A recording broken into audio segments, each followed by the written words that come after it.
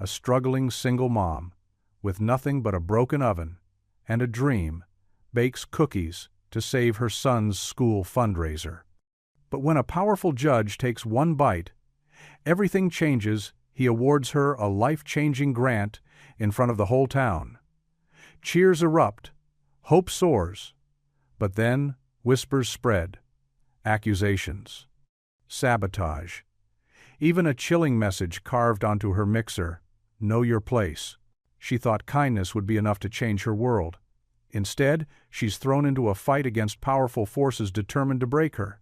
With her son's future on the line, and enemies closing in from every side, one question remains. Will her cookies and her courage be enough to save her family, her town, and her dream? Before we get into the story, comment below where in the world you are watching from today. The morning sun barely peeked through the small kitchen window of Grace Alvarez's modest apartment, casting long shadows across the worn linoleum floor. The ancient oven creaked and groaned as Grace carefully placed a test batch of sugar cookies inside, crossing her fingers that it would hold out just a little longer. She glanced at the stack of bills on the counter, their red past due stamps impossible to ignore. The electric company's final notice sat on top, its stern warning making her stomach twist. But today wasn't about bills. It was about saving the school's music program, and that meant these cookies had to be perfect. The familiar scent of vanilla and butter should have been filling the kitchen by now. Instead, Grace heard an ominous clicking sound, followed by silence. Her heart sank as she opened the oven door, releasing a puff of barely warm air. The heating element remained stubbornly dark. "No, no, no," Grace whispered, jiggling the temperature dial. "Not today. Please, not today." The sound of sock feet shuffling across the floor made her quickly straighten up, plastering on a smile as Eli entered the kitchen. Her 10-year-old son's dark hair stuck up in all directions, his trumpet case clutched in one hand and his backpack dragging behind him in the other. "Morning, Mom." Eli's eyes brightened as he spotted the mixing bowl on the counter. "Are those the cookies for the fundraiser? Can I try one?" Grace's heart squeezed at his enthusiasm. "They're not quite ready yet, mijo. The oven's being a little." She paused, searching for the right word. "Stubborn this morning." Eli set his trumpet case down carefully and peered into the oven. "Is it broken again? Like last month when we had to eat cereal for dinner 3 nights in a row?" "It's just taking a little break," Grace said, running her fingers through his unruly hair. "Nothing to worry about."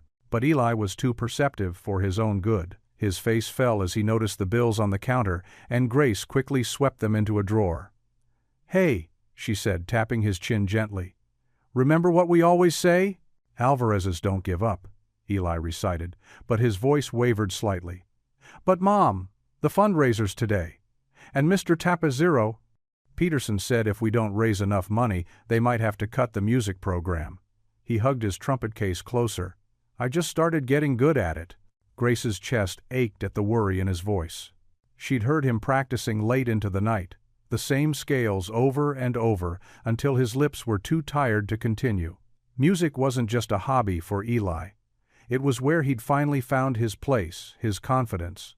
"Let me see those cookies," she said, pulling the raw dough from the lifeless oven. She pressed her hand against one, still, completely uncooked. The kitchen clock read 7:15 a.m. and the PTA meeting started at 3:00 p.m. 7 hours to somehow bake 4 dozen cookies with no working oven. Eli dipped his finger in the mixing bowl, swiping a taste of dough. "These are going to be amazing, Mom. Just like Abuela Rosa used to make, right?" "That's right." Grace nodded, her throat tight as she thought of her mother's recipe card, worn soft at the edges from years of use. "Your grandmother always said a little love makes everything taste better." "Then they'll definitely be the best cookies at the fundraiser," Eli declared, shouldering his backpack. "Because you've got more love than anybody." Grace pulled him close, pressing a kiss to the top of his head. He was getting so tall, soon he'd be too big for these morning hugs. "When did you get so wise, my Joe?" "Probably from eating too many of your cookies," he grinned. But then his expression grew serious. "Mom, we're going to figure this out, right? I don't want to lose band class. It's the only time Tommy Roberts doesn't make fun of me." Grace's hand tightened on Eli's shoulder. Tommy Roberts was the reason she'd started, including little notes of encouragement in Eli's lunch bag, hoping to counter the bully's cruel words with reminders of how special her son was. "Come on," she said, grabbing her worn jacket from the hook by the door. "Let's head to school. I'll walk with you today." They stepped out into the crisp morning air, their breath forming little clouds in front of them. The trumpet case bumped against Eli's leg as they walked, creating a steady rhythm that matched their footsteps. "Maybe we could use somebody else's oven?" Eli suggested hopefully. "Like Miss Etta from church? She always says nice things about your baking." Grace nodded, though her mind was racing through the complications. Miss Etta lived across town, and Grace had a double shift at the school cafeteria today. The logistics seemed impossible, but she couldn't bear to see Eli's hopes crushed. As they approached the school building, the morning sun finally broke through the clouds, painting the brick walls in warm light. A few early-arriving students were already practicing their instruments near the band room windows, the jumbled sounds of scales and warm-ups floating out into the morning air. Eli's steps slowed as they reached the front entrance. "You promise you'll figure something out? For the cookies?" Grace looked down at her son's worried face, seeing so much of herself in his determined expression. The same stubborn chin, the same unwillingness to give up, even when things seemed impossible. "I promise," she said, straightening his collar. "Alvarez's don't give up, remember?" But as she watched him walk into the building, trumpet case held high like a shield, her heart sank. The broken oven seemed to mock her from afar, a symbol of all the things she couldn't provide, all the ways she felt she was failing as a mother. She had 7 hours to perform a miracle, and right now she had no idea where to start. Grace's footsteps echoed through the empty school hallway as she hung up her cafeteria apron for the day. Her shoulders ached from hours of serving lunch to hungry students, but her mind was fixed on the broken oven at home and the upcoming PTA fundraiser. The clock on the wall showed 3:15 p.m. Just enough time to pick up Eli from band practice and make a quick stop. She walked to the music room, pausing at the door to watch her son practice his trumpet scales. The familiar warmth spread through her chest as she saw him, tongue stuck out in concentration, totally focused on getting the notes just right. When he finished, she gave him a little wave. "Ready to go, honey? We need to make a quick stop on the way home." Eli packed up his trumpet, careful with the worn case. "Where are we going?" "To see Miss Etta. I need her help with something." They walked the 6 blocks to Miss Etta's small yellow house, its neat garden boxes filled with late summer flowers. Grace had always loved how Miss Etta's home felt like a warm hug, even from the outside. The porch swing creaked gently in the afternoon breeze, and cheerful wind chimes tinkled above the steps. Before they could even knock, Miss Etta's voice called out from inside. "Is that my Grace and Eli I hear on my porch? Come on in!" Grace pushed open the screen door, breathing in the familiar scent of cinnamon and fresh bread that seemed to permanently live in Miss Etta's house. The elderly woman stood at her kitchen counter, her silver hair neat under a colorful scarf, her warm brown eyes twinkling behind wire-rimmed glasses. "Now what brings you two by on a Tuesday?" Miss Etta asked, already pulling out chairs at her kitchen table. "Eli, I've got some of those peanut butter cookies you like in the jar." Eli's face lit up as he reached for the cookie jar, but Grace caught his hand. "Maybe after homework?" She gave him an encouraging smile. "Why don't you set up at the table while I talk to Miss Etta?" As Eli pulled out his books, Grace wrung her hands, suddenly feeling awkward about asking for help. But Miss Etta had known her since she was a little girl, had been best friends with her mother Rosa before she passed. "Miss Etta," Grace started, her voice soft. "I hate to ask, but my oven broke this morning, and I promised to bake cookies for the PTA fundraiser this Friday. The music program needs every penny we can raise, and I just—" She trailed off, looking down at her worn sneakers. Miss Etta's warm hand covered hers. "Child, you stop right there. My kitchen is your kitchen. You know that. Your mama and I baked enough in this very room to feed half the town during those voter registration drives." She moved to a cabinet and pulled out a familiar tin box, its blue paint faded but still pretty. "I've even got Rosa's old recipe tin right here. Been keeping it safe for you." Grace's throat tightened at the sight of her mother's tin. She ran her fingers over the worn edges, remembering how her mother would prop it open on the counter, reading out ingredients while Grace measured them carefully. "The sugar cookie recipe should be right in front," Miss Etta said, opening the tin. The cards inside were yellowed but well preserved, her mother's neat handwriting still clear on each one. "Your mama's famous recipe. The one that won the church bake sale 3 years running."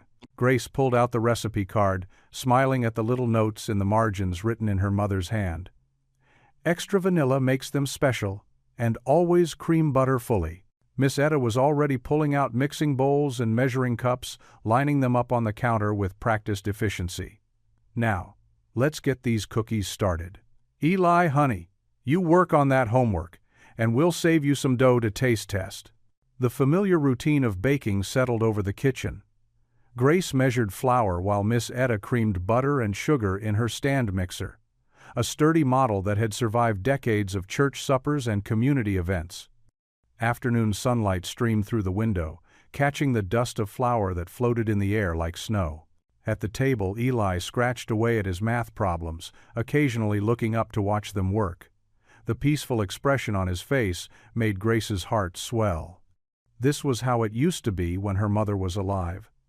3 generations in one kitchen, the air sweet with vanilla and butter, love measured in cups and teaspoons. "Your mama would be so proud of you," Miss Etta said quietly as they worked, "keeping that music program alive, making sure kids like Eli get their chance to shine." She paused, looking at Grace with those knowing eyes. "And you don't have to carry everything alone, you hear me? That's what family's for, even if it's the family we choose." Grace nodded, unable to speak past the lump in her throat. Instead, she focused on sifting flour, watching the fine white powder drift down into the bowl. Miss Etta hummed an old hymn as she worked, her hands sure and steady as she measured vanilla extract. The kitchen timer chimed softly, marking the rhythm of their baking dance. Flour dusted the counter like fresh snow, and the first batch of cookie dough came together smooth and perfect. In that moment, surrounded by the scents and sounds of Miss Etta's kitchen, Grace felt something inside her relax for the first time all day. Eli looked up from his homework, sniffing the air appreciatively. "Smells just like Grandma Rose's cookies," he said with a smile. Miss Etta winked at him. "That's because it is your grandma's recipe, sweet boy. And if you've finished that math, maybe you can help us roll out some dough." Grace watched as her son's face lit up, and she knew that somehow everything would work out. Here in Miss Etta's kitchen, with her mother's recipes and 3 generations of love baked into every surface, anything seemed possible. The kitchen in Miss Etta's modest home glowed with warmth as the wall clock ticked past 9. The scent of fresh-baked cookies filled every corner, mixing with the familiar comfort of old wood and well-loved furniture. Dozens of golden brown cookies cooled on wire racks across the countertops, a testament to hours of careful baking. Grace sat at the worn kitchen table, her dark hair falling forward as she bent over small squares of paper. Her work uniform was dusted with flour, and fatigue lined her face, but her hand moved steadily as she wrote. Each note received the same careful attention, her handwriting neat despite her exhaustion. "Mom?" Eli's voice came from the doorway. He'd changed into his pajamas, the ones with little trumpets printed on them that Miss Etta had found at a yard sale. "Why are you still writing those?" Grace looked up, managing a tired smile. "Come here, my ho." She patted the chair beside her. Eli shuffled over, dropping into the seat. He picked up one of the completed notes, reading aloud. "You matter more than you know. Mom, most people just throw these away." "Maybe some do," Grace admitted, tucking another note into a small cellophane bag of cookies. "But what if someone reads it right when they need it most? Words can sweeten even the bitterest day." Miss Etta's voice carried from where she was packaging cookies near the sink. "Your mama's right about that. Words have power, for good or ill. Better to put more good ones into the world." Eli watched his mother's hands as she continued working. The table was covered with neat rows of bagged cookies, each containing 2 snickerdoodles and one of Grace's handwritten messages. "But you're so tired," he protested. "I heard you coughing during your shift today." Grace paused, reaching out to smooth his rumpled hair. Sometimes being tired is worth it, if it means doing something that might help someone else smile. She picked up another piece of paper. Want to help me write some? Eli hesitated, then grabbed a pen. What should I write? Whatever you think might make someone happy to read, Grace said softly. What would you want to hear on a hard day? Eli thought for a moment, then began carefully printing. Your music makes the world better. He looked up at his mother. Like that? Grace's eyes grew misty as she read his words. Exactly like that, my amor.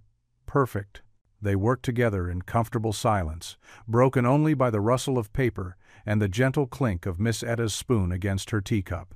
The old clock ticked steadily on, marking time as one bag after another was filled with cookies and hope. Almost done, Miss Etta announced eventually, bringing over the last batch of packaged cookies. She squeezed Grace's shoulder. You two should get some rest. The couch is made up for you, Grace, and Eli can take the guest room. Grace started to protest, but Miss Etta held up a hand. No arguments. It's too late to head home now, and you need proper sleep before tomorrow. Eli tried to hide a yawn, but Grace caught it. Miss Etta's right. Time for bed, Maijo. She stood, her joints creaking slightly. Let's get you tucked in. The guest room was small but cozy, with a patchwork quilt that Miss Etta had made decades ago.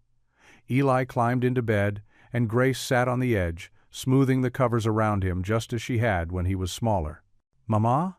Eli's voice was drowsy. Do you think we'll sell enough cookies tomorrow?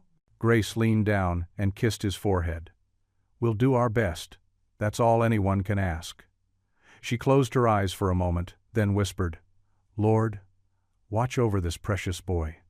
Help us remember that your love is bigger than broken ovens and empty bank accounts. Thank you for friends like Miss Etta, and for the chance to share kindness even in small ways. Amen. Amen. Eli echoed softly, his eyes already closing. Grace lingered for a moment, watching his breathing even out. In the dim light from the hallway, she could see the worry lines smooth from his young face as sleep claimed him. Her heart ached with love and hope. Hope that tomorrow would bring enough. Hope that her son would always keep his tender heart. Hope that their small offerings of sweetness and kind words might somehow make a difference. The school gymnasium hummed with activity early Saturday morning. Fluorescent lights cast a harsh glow over folding tables draped with cheap plastic tablecloths in the school colors, blue and gold. The air smelled of coffee, sugar, and nervous energy as parents bustled around, arranging their contributions for the big fundraiser. Grace stood at her assigned table, carefully placing bags of cookies in neat rows. Her hands trembled slightly as she adjusted each clear cellophane package tied with simple blue ribbon. Inside each bag, alongside the perfectly golden cookies, lay one of her handwritten notes. The small squares of paper contained messages like, "You matter," and "You are stronger than you know," words she wished someone had told her during her darkest days. "Those look amazing, Mrs. Alvarez," called out Tommy Martinez, one of Eli's classmates, as he passed by with his mom. Grace managed a warm smile despite her nerves. "Thank you, Tommy. Would you like to be my first customer?" The boy's eyes lit up, but his mother tugged him along. "Maybe later," she said curtly, steering him toward the craft tables. Grace's smile dimmed slightly, but she kept arranging her display. She knew some parents still viewed her with suspicion. The cafeteria worker who couldn't even afford a working oven. But she refused to let their judgment dim her determination. Eli appeared at her side, trumpet case in hand. "The band's ready for our first set, Mom." He fidgeted with his collar, clearly as nervous as she was. "You'll do great, honey." She straightened his tie. Just like in practice, the gym grew more crowded as families filtered in. The school band, positioned in one corner, began playing a slightly wobbly version of "When the Saints Go Marching In." Grace spotted Eli among the trumpet section, his face screwed up in concentration. Miss Etta arrived, bringing a burst of energy despite her age. She wore her Sunday best, a purple dress and matching hat. "Lord, look at these beautiful cookies," she exclaimed, loud enough for nearby browsers to hear. "Just like your mama used to make." More people began stopping at Grace's table, drawn by Miss Etta's enthusiasm. Grace found herself explaining about the notes. watching faces soften as they read the messages. "What a lovely idea," said Mrs. Chen the librarian, buying 3 bags. "We need more kindness these days." A steady stream of customers followed. Grace's anxiety began to ease as her cookie supply dwindled. Even some of the parents who usually avoided her bought bags, won over by the spreading word about the secret messages. The morning wore on. The band played several more sets, improving each time. Grace had just sold her second-to-last bag when a distinguished presence approached her table. The conversations around her quieted as Judge Harold Whitaker, one of the most respected figures in town, stopped to examine her display. He cut an impressive figure in his tailored suit, his silver hair catching the gymnasium lights. Though retired, he still carried himself with judicial authority, tempered by gentle dignity. He picked up the last bag of cookies, examining the note inside with interest. "Your handiwork?" he asked, his deep voice carrying in the sudden hush. "Yes, sir," Grace replied, trying to keep her voice steady. "The cookies and the notes both." Judge Whitaker carefully opened the bag and selected a cookie. The entire area seemed to hold its breath as he took a bite. He chewed thoughtfully, his expression unreadable. Then, something remarkable happened. The stern lines of his face softened, and a warm smile spread across his features. He looked directly at Grace, his eyes twinkling. "Who baked these?"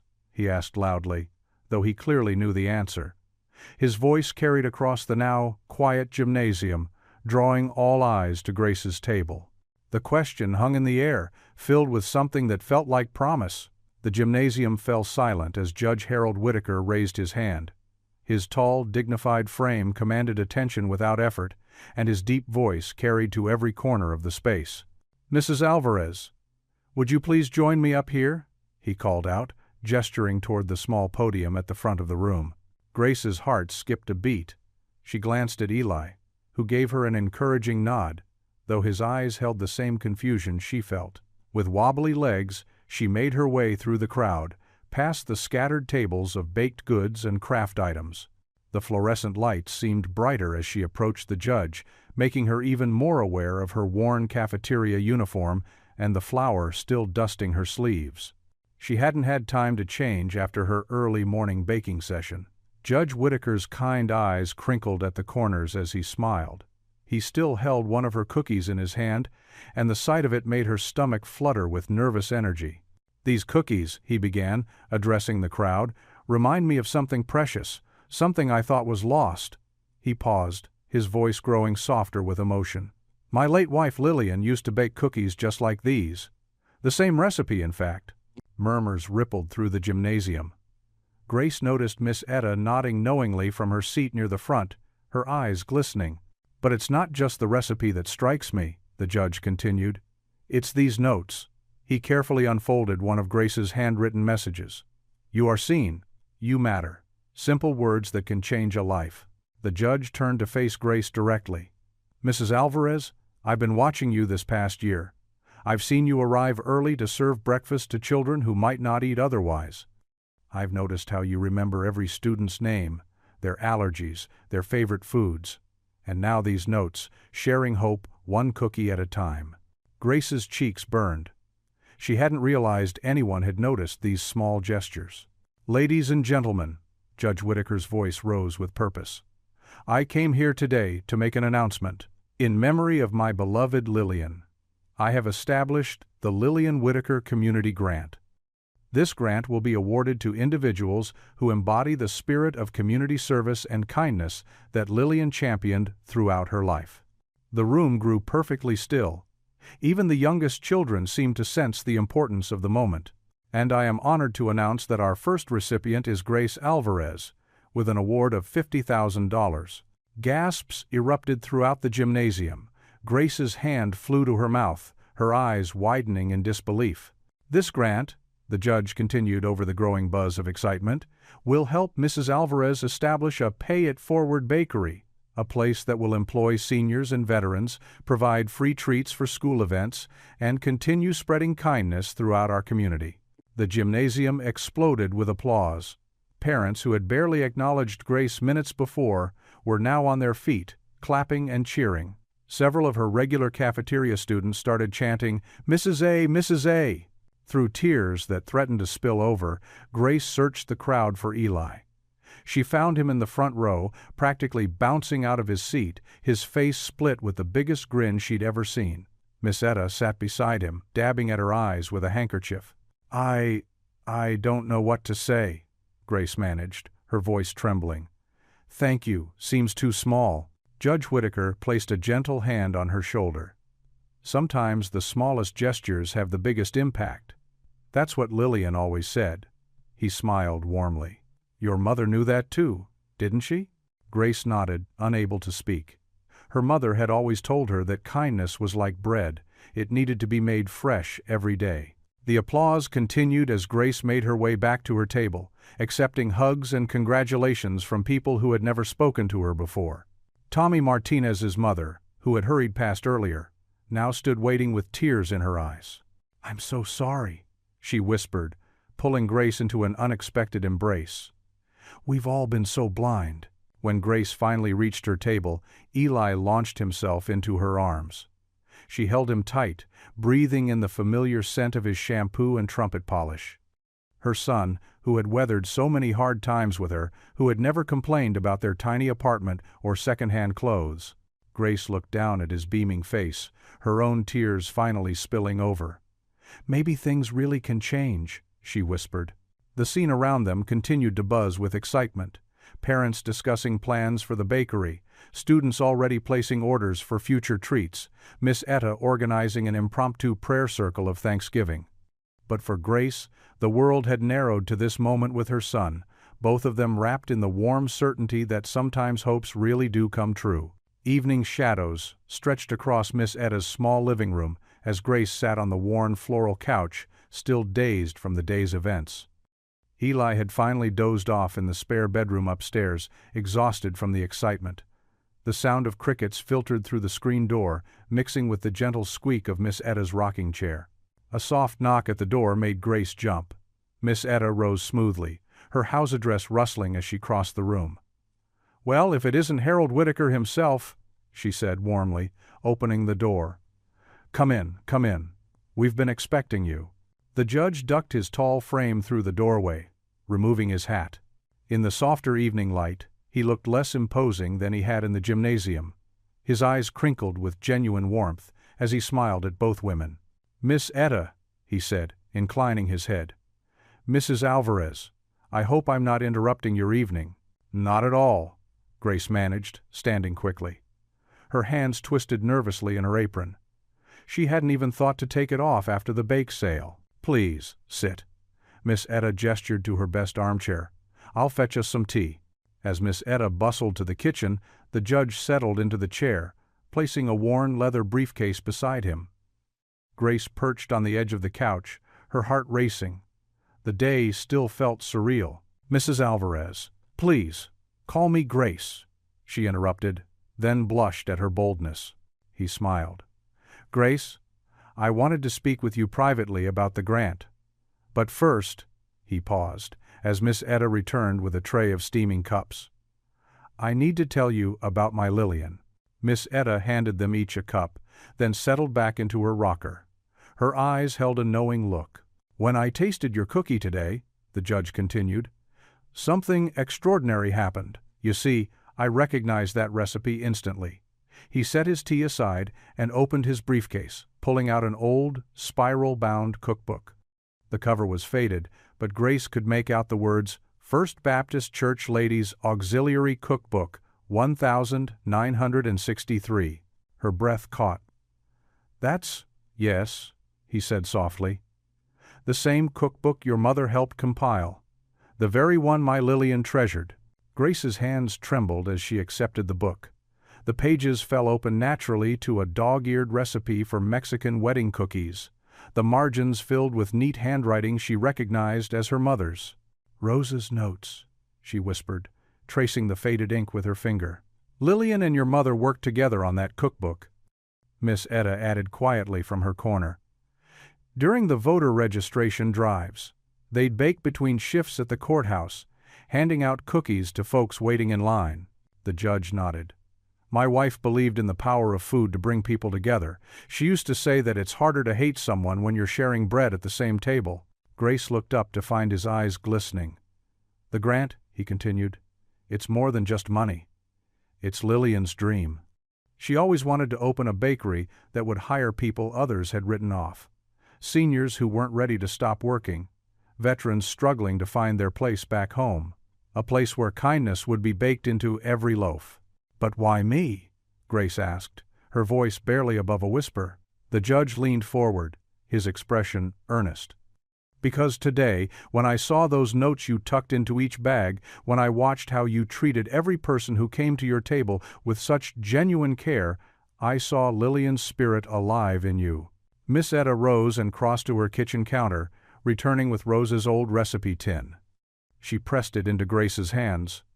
Your mama and Lillian, they knew something important. They knew that sometimes the biggest changes start in the smallest kitchens, with the simplest acts of love. Grace opened the tin with trembling fingers. Inside, nestled among the recipe cards, she found a bundle of yellowed letters tied with faded ribbon. She recognized her mother's handwriting on one envelope, addressed to Lillian Whitaker. They wrote to each other for years, the judge explained. Planning, dreaming, encouraging each other. When Lillian passed, I found dozens of letters about that bakery she never got to open. But now, he smiled at Grace, maybe her dream doesn't have to die with her. Grace clutched the recipe tin to her chest, feeling the weight of history, of dreams deferred and renewed. Her throat tightened with emotion. How could she possibly be worthy of carrying forward such a legacy? As if reading her thoughts, Miss Etta spoke up. Child, sometimes the greatest honor we can do our ancestors is to pick up the dreams they had to lay down. Your mama would be so proud to see you carrying this forward. Grace held the tin tighter, her heart full of both gratitude and trepidation. The recipe cards inside felt like precious artifacts, connecting her to her mother, to Lillian, to a dream bigger than herself. She felt chosen, called to something greater than she'd imagined possible, and terrified she wouldn't measure up.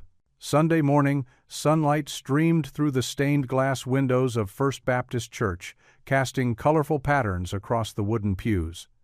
Grace sat with Eli in their usual spot, third row from the back, trying to focus on Pastor Ruth's sermon. But the whispers were hard to ignore. Did you hear? $50,000. Just like that? Grace kept her eyes forward, squeezing Eli's hand when he fidgeted beside her. She'd dressed them both in their Sunday best, her in her one good navy dress, him in pressed khakis and a white button-down that was starting to show its age at the collar.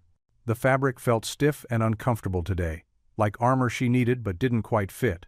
As the final hymn ended and the congregation began to file out, Grace felt the stares intensify. Some faces beamed with genuine joy. Mrs. Peterson from the choir practically bounced over to hug her, and Mr. Peterson from the choir practically bounced over to hug her. Rodriguez, who ran the hardware store, gave her a hearty thumbs up from across the aisle. But others, rather convenient, isn't it? The whisper carried clearly from somewhere behind her. Judge shows up out of nowhere with all that money. Grace's cheeks burned as she guided Eli toward the fellowship hall, where coffee and donuts were laid out on folding tables. The room was already crowded, buzzing with Sunday morning conversations and the clinking of ceramic mugs. Grace, my dear! Councilman Sawyer's voice boomed across the space. He moved through the crowd with practiced ease, his silver hair perfectly combed, and his smile wide but not quite reaching his eyes. The woman of the hour! She had no choice but to shake his extended hand. His grip was firm, almost too tight. Such exciting news yesterday, he continued, still holding her hand a moment too long. Though, I must say, it all happened rather quickly. I trust everything was properly vetted. We wouldn't want any misunderstandings. The judge was very clear about the terms, Grace managed, finally extracting her hand. It's a legitimate grant program. Of course. Of course. Sawyer nodded, that plastic smile never wavering. We'll just need to ensure all the proper channels are followed. Permits, inspections, committee reviews, you understand? Can't play favorites, even with such a heartwarming story. Across the room, Grace spotted Marla Kincaid watching their interaction. The owner of Sweet Springs Bakery stood apart from the crowd, coffee cup suspended halfway to her lips, her expression unreadable. Their eyes met briefly before Marla looked away, engaging in what appeared to be an intense conversation with one of the deacons. "Mom?" Eli tugged at her sleeve. "Can we get a donut?" "Of course, honey." Grace gratefully used the excuse to step away from Sawyer. "If you'll excuse us, Councilman." She guided Eli to the refreshment table, trying to ignore how conversations seemed to hush as they passed. Miss Etta appeared at her elbow, pressing a cup of coffee into her hands. "Hold your head high," the older woman murmured. "You earned this fair and square." Grace managed a small smile, but her hands trembled slightly as she helped Eli select a chocolate-frosted donut. The fellowship hall suddenly felt too warm, too crowded. She could feel Sawyer's eyes on her back, could sense the ripple of whispers following her movements. "Maybe we should head home," she suggested to Eli. "You've got that science project to finish." They made their goodbyes, Grace accepting both genuine congratulations and thinly veiled comments with as much grace as she could muster. Miss Etta insisted on sending them home with a paper plate of donuts for later. The drive home was quiet, Eli absorbed in licking chocolate frosting from his fingers, while Grace's mind raced. She kept hearing Sawyer's words. Proper channels, committee reviews, can't play favorites. What had seemed like a miracle yesterday now felt fragile, complicated. At home, Grace changed out of her church clothes and headed to Miss Etta's to return her borrowed stand mixer. She'd need to get it back to the church kitchen before tomorrow's ladies' auxiliary meeting. The late afternoon sun cast long shadows as she carried the heavy mixer case down the sidewalk, but something made her stop at the bottom of Miss Etta's porch steps. The black mixer case, usually pristine despite its age, looked different. Grace set it down slowly, her heart beginning to pound. There, scratched deeply into the plastic surface of the case, were crude letters that made her blood run cold. "Know your place." She stared at the words, ugly and sharp in the fading light. Her fingers traced the scratches, fresh, deliberate, meant to be seen. The message was clear as day, and it wasn't just about a borrowed mixer. Grace sank down onto Miss Etta's bottom step, the weight of the day's whispers and stares suddenly crushing. The mixer case sat beside her, its defaced surface a stark reminder that not everyone saw her dream as something to celebrate. Monday morning brought a chill that had nothing to do with the weather. Grace stood in her tiny kitchen, phone pressed to her ear, her free hand gripping the counter so hard her knuckles turned white. "I'm sorry, Miss Alvarez, but we've received formal complaints regarding the grant," the bank manager explained, his voice professionally detached. "Until the ethics review is complete, we cannot process any disbursement of funds." Grace's throat felt tight. "How long will the review take?" "That's difficult to say. These matters can be complex." After hanging up, Grace sank into a kitchen chair, her mind racing. The music program needed funding soon. She'd already started making plans, talking to potential employees, looking at spaces. Now everything was on hold because someone thought she didn't deserve this chance. The screen door creaked, and Miss Etta appeared with a basket of fresh biscuits. One look at Grace's face, and the older woman set down her offering. "Child, what's wrong?" Grace told her about the call, her voice trembling. "They're saying it was favoritism, that Judge Whitaker shouldn't have chosen me." "Mm-hmm?" Miss Etta pulled out a chair, the wood scraping against linoleum. "And who's saying that?" "The bank wouldn't tell me who filed the complaints." Grace picked at a loose thread on her sleeve. "But after church yesterday, Councilman Sawyer kept watching me. And Marla Kincaid. That crowd." Miss Etta's voice held years of knowing. "Some folks can't stand seeing others rise. Makes them question their own standing." Grace glanced at the clock. Almost time for work. "I need to get Eli up for school." "Let me handle breakfast," Miss Etta insisted. "You go wake that boy." Upstairs, Grace found Eli already dressed, sitting on his bed with his trumpet case open. He looked up, his eyes worried. "Mom? I heard the phone ring." Grace sat beside him, running her hand over his dark curls. "There's been a little bump in the road with the bakery money." "Because of what they wrote on the mixer?" Her heart clenched. Of course he'd seen it. The cruel words scratched into the borrowed equipment. She'd tried to clean them off before he noticed. Some people filed complaints, she explained carefully. So the bank has to review everything before they can give us the money. Eli's shoulders slumped. Is it because of us? Because we're... He trailed off, but Grace knew what he meant. The whispers weren't new, even if they hurt every time. No, baby, it's because some people are scared of change.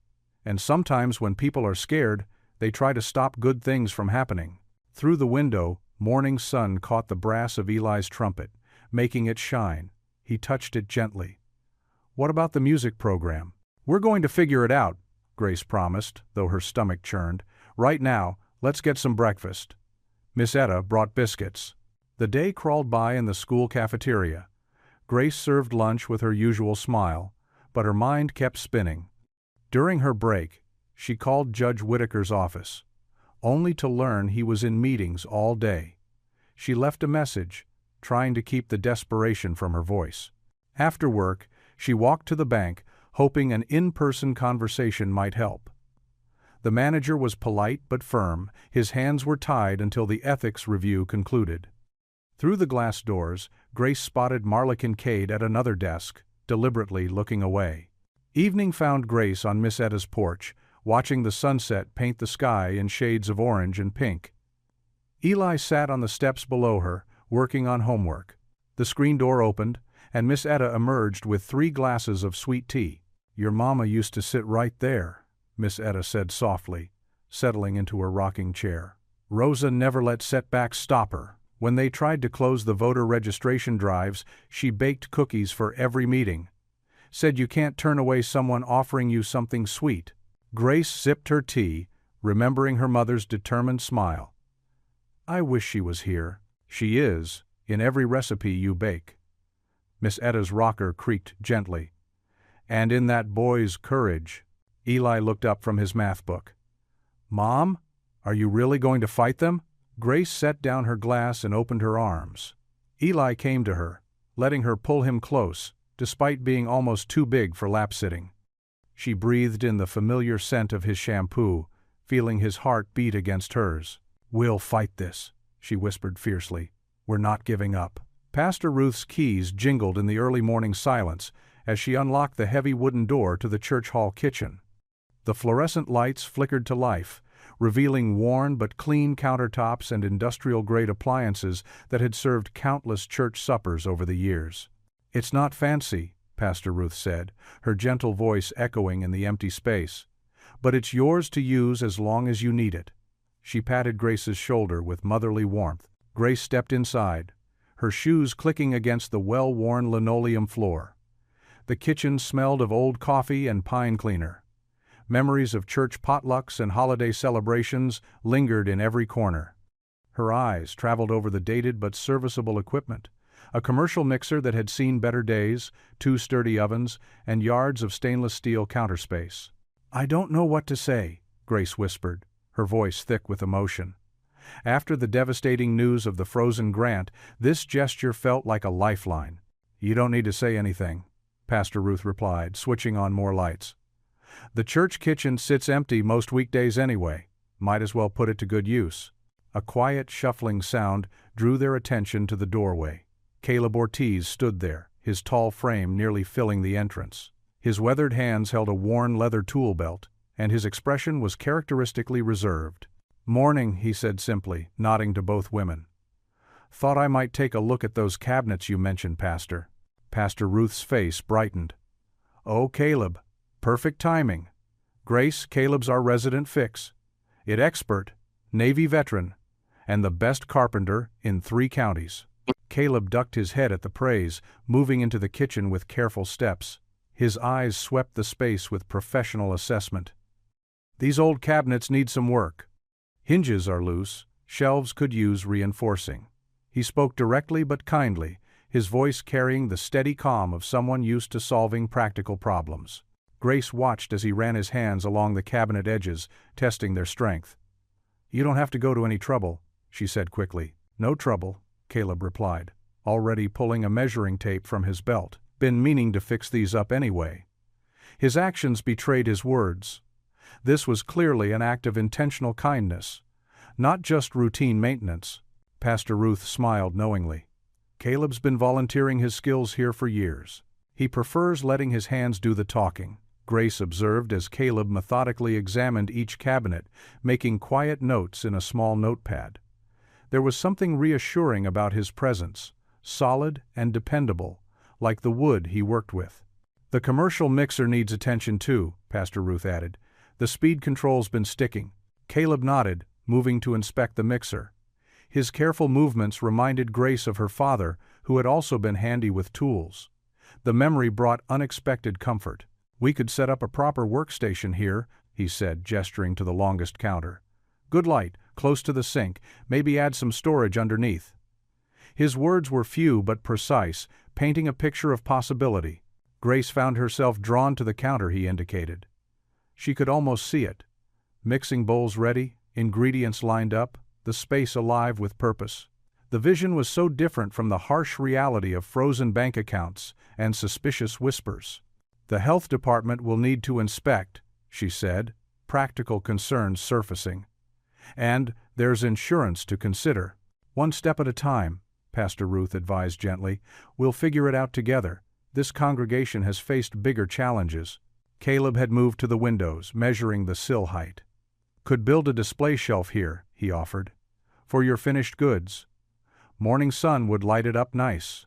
The simple suggestion sparked something in Grace's imagination. She could picture cookies arranged there, catching the early light, waiting to bring joy to someone's day. Pastor Ruth touched the old mixer fondly. "This kitchen has fed our community for 40 years, through good times and hard times. It's seen more prayers answered than I can count." Grace ran her hand along the counter's edge, feeling its solid reality beneath her fingers. The surface was scratched but clean, bearing witness to countless meals prepared with love. Despite everything, the frozen grant, the whispered doubts, the intimidation attempts, this space felt like a beginning. Caleb straightened up from his measurements, tucking his notepad away. "I'll start on the cabinets tomorrow, if that suits." His quiet offer held no judgment, no questions about the controversy swirling around her grant. Just simple, practical support. "Thank you," Grace managed, the words barely covering the depth of her gratitude. Pastor Ruth squeezed her arm. "I'll leave you to get acquainted with your temporary home. The spare key is in the office whenever you're ready." They left Grace alone in the kitchen, their footsteps fading down the hall. The morning sun streamed through the windows, casting long rectangles of light across the empty counters. Grace stood in the silence, letting her eyes trace the familiar shapes of bowls and spatulas hanging on their hooks. Here, in this humble church kitchen, she could still see it, the dream that had sparked to life at the bake sale. Not just a business, but a place of belonging. A space where kindness could be baked into something tangible, passed from hand to hand, heart to heart. She walked slowly around the room, touching each counter, each appliance. The surfaces were blank canvases, waiting to be filled with flour, dust, and sugar sprinkles, with laughter and purpose.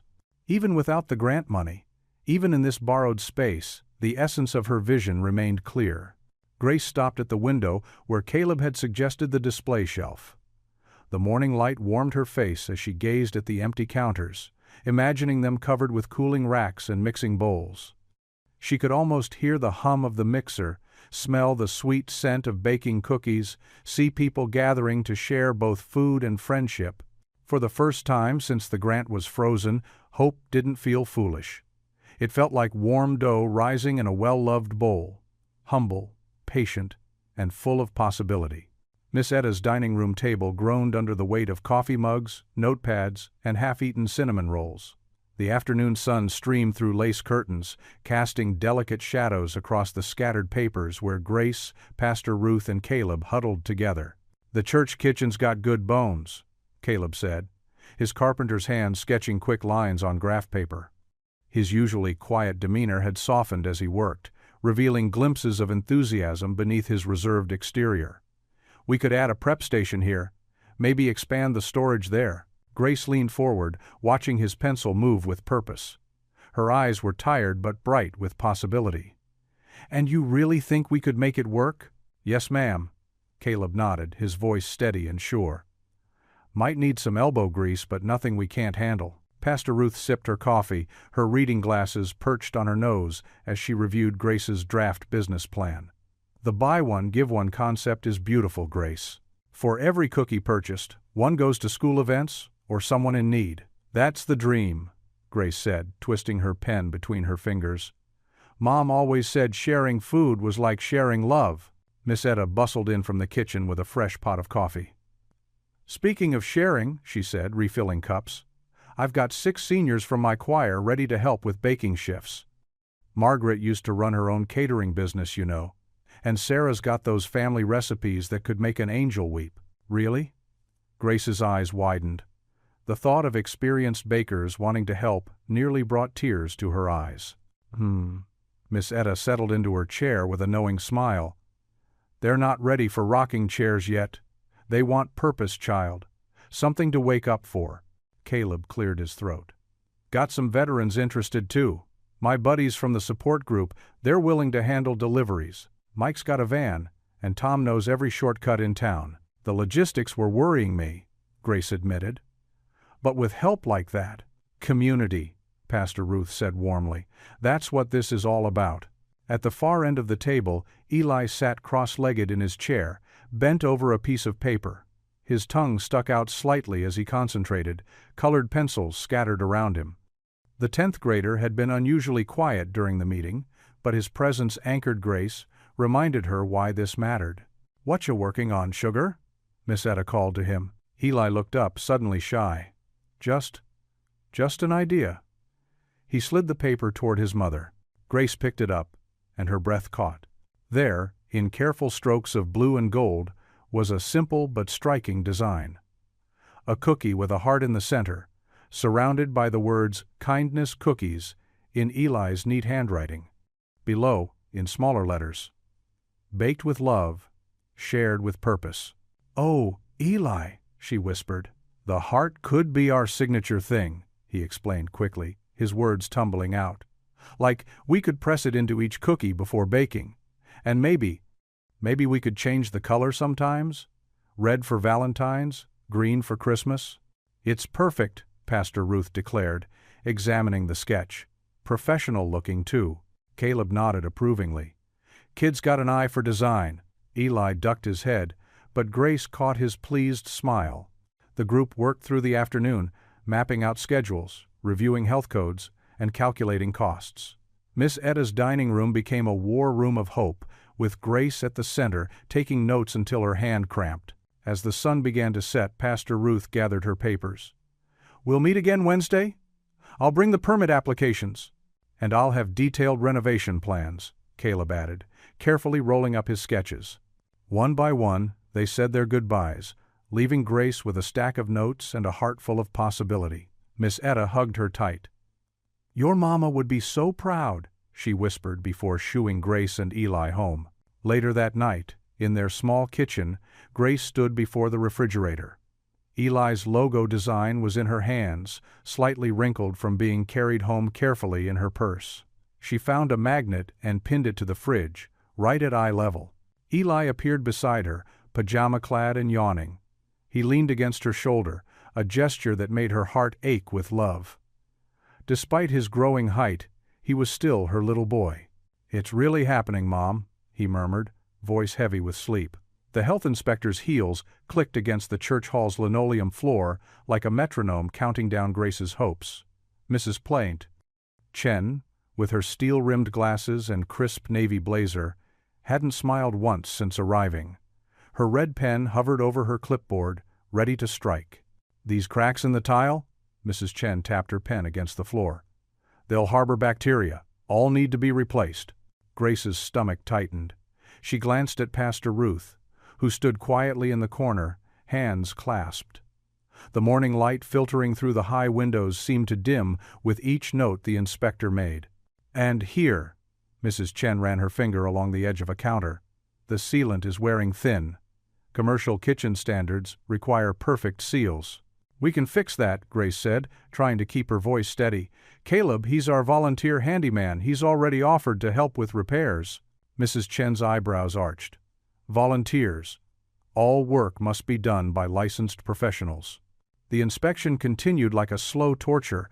Every cabinet door, every faucet, every inch of the decades-old kitchen came under Mrs. Chen's scrutiny. Grace followed behind, scribbling notes until her hand cramped, the estimated costs mounting with each observation. "The ventilation system needs updating," Mrs. Chen declared, pointing to the hood above the stove. "Current fire codes require—" "I have the specifications right here," Grace interrupted, pulling out a folder. "We've already contacted a certified company for quotes." Mrs. Chen's expression softened slightly, the first crack in her professional armor. She noted something on her clipboard. "At least you're prepared, Mrs. Alvarez." She adjusted her glasses. "But being prepared doesn't change the fact that this kitchen needs significant upgrades before it can be certified for commercial use." Grace nodded, her throat tight. "How long do we have to make the changes?" 30 days from submission of your formal application." Mrs. Chen closed her clipboard with a snap. "I'll email you the full report by tomorrow morning." After the inspector left, Grace sank onto a nearby folding chair, her legs weak. Pastor Ruth squeezed her shoulder. "We'll figure something out," the pastor said softly. "The congregation has already done so much," Grace finished. She pressed her palms against her eyes, fighting back tears. "I can't ask for more." The church door creaked open, and Grace looked up to see Marla Kincaid standing in the entrance. The owner of Sweet Success Bakery wore an impeccable white pantsuit, her auburn hair swept into a perfect chignon. She looked distinctly out of place in the humble church hall. "I heard the health inspector was here today," Marla said, her heels echoing as she approached. "Thought I'd stop by, offer some professional insight." Pastor Ruth excused herself with a meaningful look at Grace, who stood to face Marla directly. "That's thoughtful of you," Grace said carefully. Marla's perfectly painted lips curved into what might have been a smile. "I remember my first inspection. Brutal, wasn't it? But that's just the beginning." She walked the perimeter of the kitchen, trailing her manicured fingers along the countertops. "Equipment costs, liability insurance, workers' comp if you hire anyone, utilities." She turned back to Grace. "Do you have any idea what your monthly overhead will be?" "I've done the math," Grace said, lifting her chin. "With the grant." "The frozen grant," Marla corrected. "And even if it comes through, 50,000 doesn't go far in this business." "Trust me, I know." She leaned against a counter, crossing her arms. "You'll need industrial mixers, commercial ovens, refrigeration units. Then there's inventory, packaging, marketing." Each word landed like a stone in Grace's stomach. She gripped the back of her chair tighter. "Why are you really here, Marla?" "To warn you." Marla's voice softened with what sounded like genuine concern. "This business will eat you alive. The hours are brutal, the margins are thin, and one bad month can sink you. Take it from someone who's been doing this for 15 years, you need more than good recipes and kind intentions to survive." "I have more than that," Grace said, but her voice wavered. "Do you? Because from where I stand, I see a single mom with no business experience, no capital of her own, and a borrowed kitchen that doesn't even meet code." Marla straightened up. "Sometimes the kindest thing we can do is be realistic." Grace's hands trembled, but she forced them still. "Is that what this is? Kindness? Call it professional courtesy." Marla headed for the door, then paused. "There's no shame in walking away before you're in too deep. Better to disappoint a few people now than to fail spectacularly later." The door closed behind her with a soft click that seemed to echo in the empty kitchen.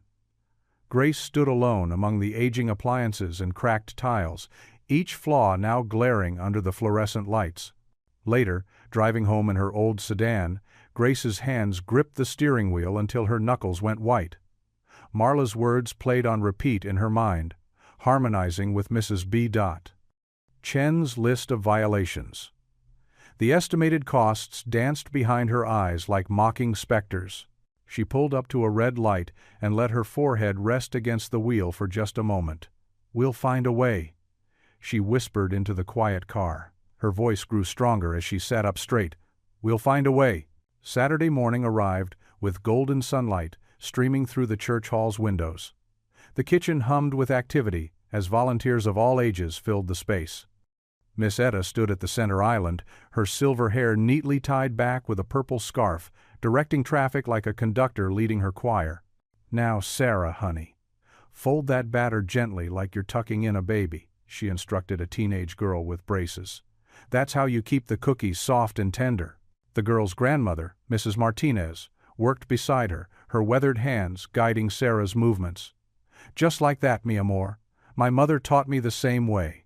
At the far counter, Caleb Ortiz knelt on the floor, his tool belt clinking as he adjusted the wobbly leg of a prep table. His quiet presence provided a steady backdrop to the cheerful chaos. Every now and then he'd glance up, a slight smile touching his usually stern face as he watched the intergenerational gathering. "Mr. Ortiz," called out Tommy, a lanky 13-year-old, "could you check this mixer when you're done? It's making a funny noise." Caleb nodded, already reaching for his wrench.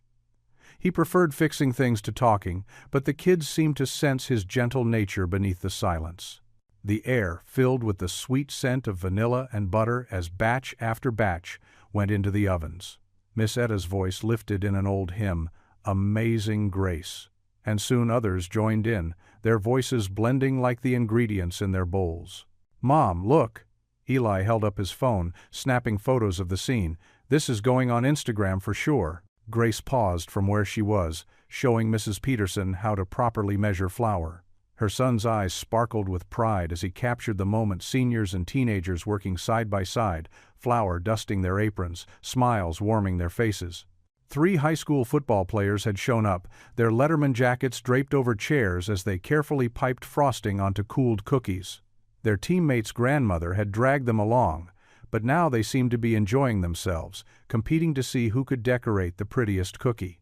"These actually look professional," said Jake, the quarterback, holding up his handiwork. "Better than mine," Caleb admitted, moving to check the mixer Tommy had mentioned. His rough hands, usually covered in sawdust, were now spotted with flour. The morning stretched into afternoon. People came and went, each leaving with a small bag of cookies and hearts full of purpose. Miss Etta's hymns gave way to stories, laughter, and the occasional squeal when someone dropped an egg or spilled vanilla.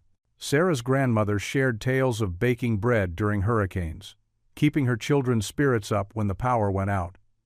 Mr. Presson, Washington, a retired postal worker, told jokes that made everyone groan while he measured sugar with careful precision.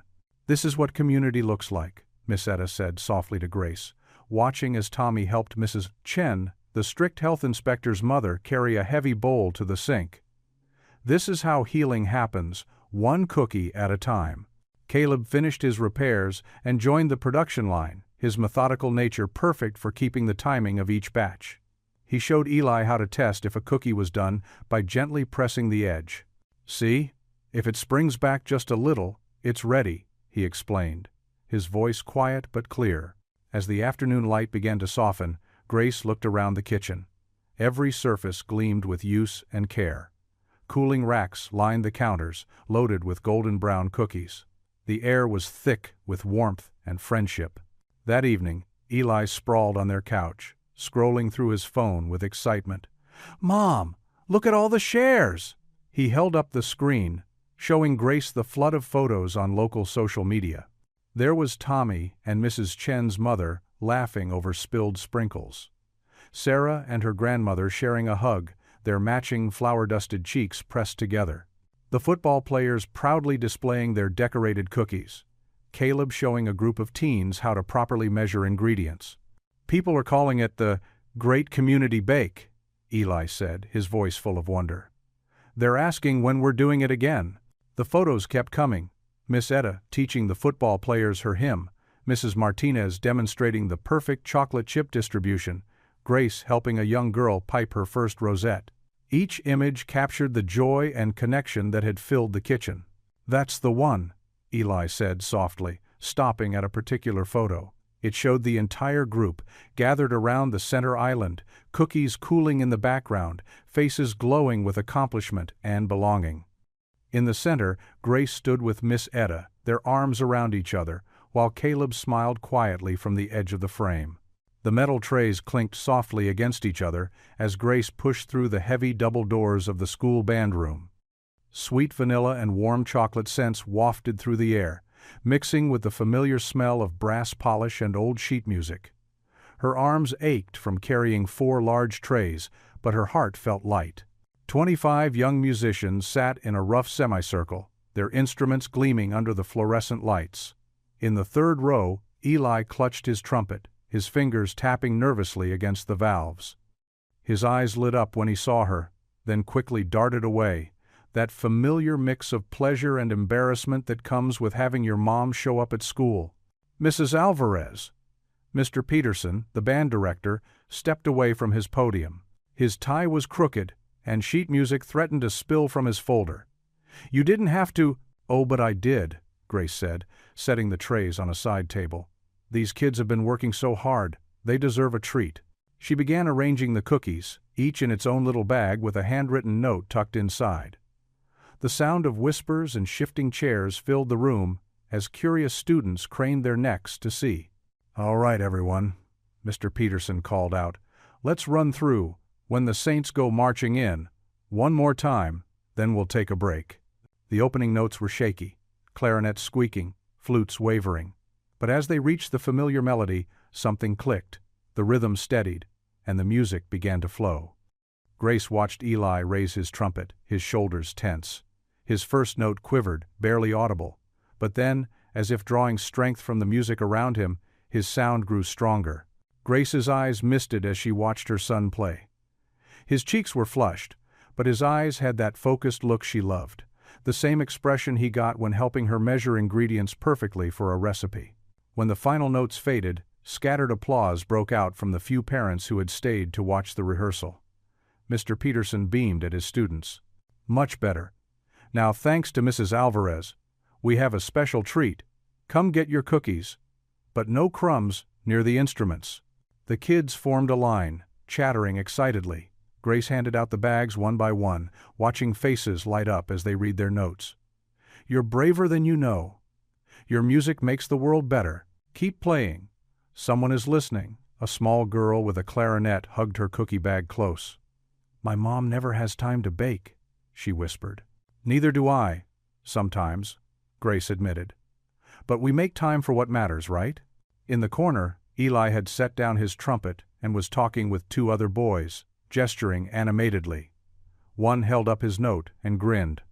For a moment, Grace saw her son not as the worried child who fretted about bills he shouldn't have to think about, but as just another kid sharing cookies with his friends. Mr. Peterson appeared at her elbow, already munching on a cookie. "These are incredible, Mrs. Alvarez. And the notes, well, some of these kids really needed to hear those words today." "Everyone needs a little kindness," Grace said, straightening the remaining cookies, "especially with everything that's been happening with the music program." "Speaking of which," Mr. Peterson lowered his voice, but was interrupted by the bell ringing. As students began packing up their instruments, Grace started gathering the empty trays. She moved slowly, savoring these moments in the band room. Near the door, a cluster of students lingered, their voices carrying clearly across the room. "My note says we all have a song worth sharing," one girl said, carefully folding her paper. "Did you hear about the grant?" another asked. "My mom says Mrs. Alvarez is going to open a whole bakery." "Yeah, and she's going to keep helping the school." "My sister said, she's saving music for us," a boy declared with absolute certainty. "My dad says if we can raise enough money with her help, they can't cut the program." Grace's hands stilled on the trays. Her heart swelled so suddenly it hurt. She hadn't thought of it that way, hadn't seen her small gesture of cookies and kindness as something that could help save what these children loved. But their voices were so full of hope, so sure of the power of kindness and music and sweetness combined. She watched as Eli carefully cleaned his trumpet, his movements precise and loving. He caught her eye and gave a small wave, no longer embarrassed now that most of his classmates had left. In that moment, Grace felt the weight of the frozen grant, the uncertainty ahead, the whispered doubts, but she also felt something stronger. The absolute certainty that what they were doing mattered, that every cookie and note and moment of kindness was building something larger than themselves. The last students filtered out, leaving behind the lingering scent of sugar and the echo of music in the empty band room. Sunlight streamed through the church hall's stained glass windows, casting rainbow patterns across tables laden with cookies. The scent of fresh-baked treats mingled with the sound of instruments warming up, creating a symphony for all the senses. Grace straightened her apron and surveyed the scene, her heart swelling with pride and nervousness. Volunteers bustled about, arranging cookie platters with military precision.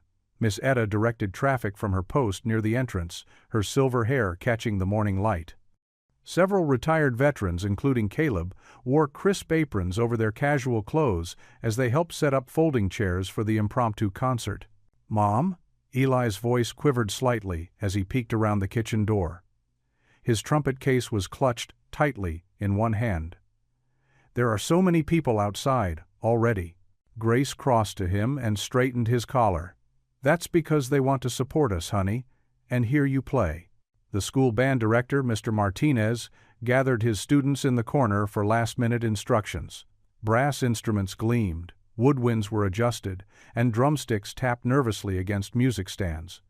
Through the windows, Grace could see the line forming outside, dozens of community members chatting and laughing in the morning sun. At exactly 10 o'clock, Miss Etta opened the doors. People streamed in, filling the space with excited chatter. Children pointed at the cookie displays, while parents reached for their wallets. The aroma of chocolate chip, snickerdoodle, and Grace's special recipe cookies drew people toward the tables like a magnetic force. "Ladies and gentlemen," Pastor Ruth's warm voice carried across the hall, "welcome to our community celebration of music and sweets. Every cookie purchased today helps support our school's music program and the Common Table Bakery initiative." The band struck up their first number, a cheerful march that had toes tapping and heads nodding. Grace watched Eli in the trumpet section, his eyes glued to his sheet music, playing each note with careful concentration.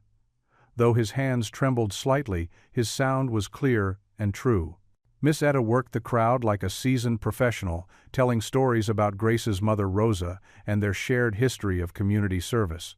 "These cookies," she'd say, holding up one of Grace's creations, "carry love in every bite, just like Rosa's did." The morning wore on, and the cookie supply dwindled as fast as Grace and the volunteers could restock. Each purchase came with one of Grace's handwritten notes, and she watched people's faces soften as they read them. Some even wiped away tears. Then came the moment Grace both anticipated and dreaded: Eli's solo. Mr. Martinez announced it with a flourish. "And now Eli Alvarez will perform Amazing Grace." The room hushed. Eli stood, his legs visibly shaking. He caught his mother's eye across the room, and Grace mouthed, "You've got this." She pressed her hands together, fighting the urge to rush to his side. The first note wavered slightly, but then Eli found his groove. The familiar melody soared through the church hall, pure and sweet. People stopped mid-bite, caught in the spell of music and moment.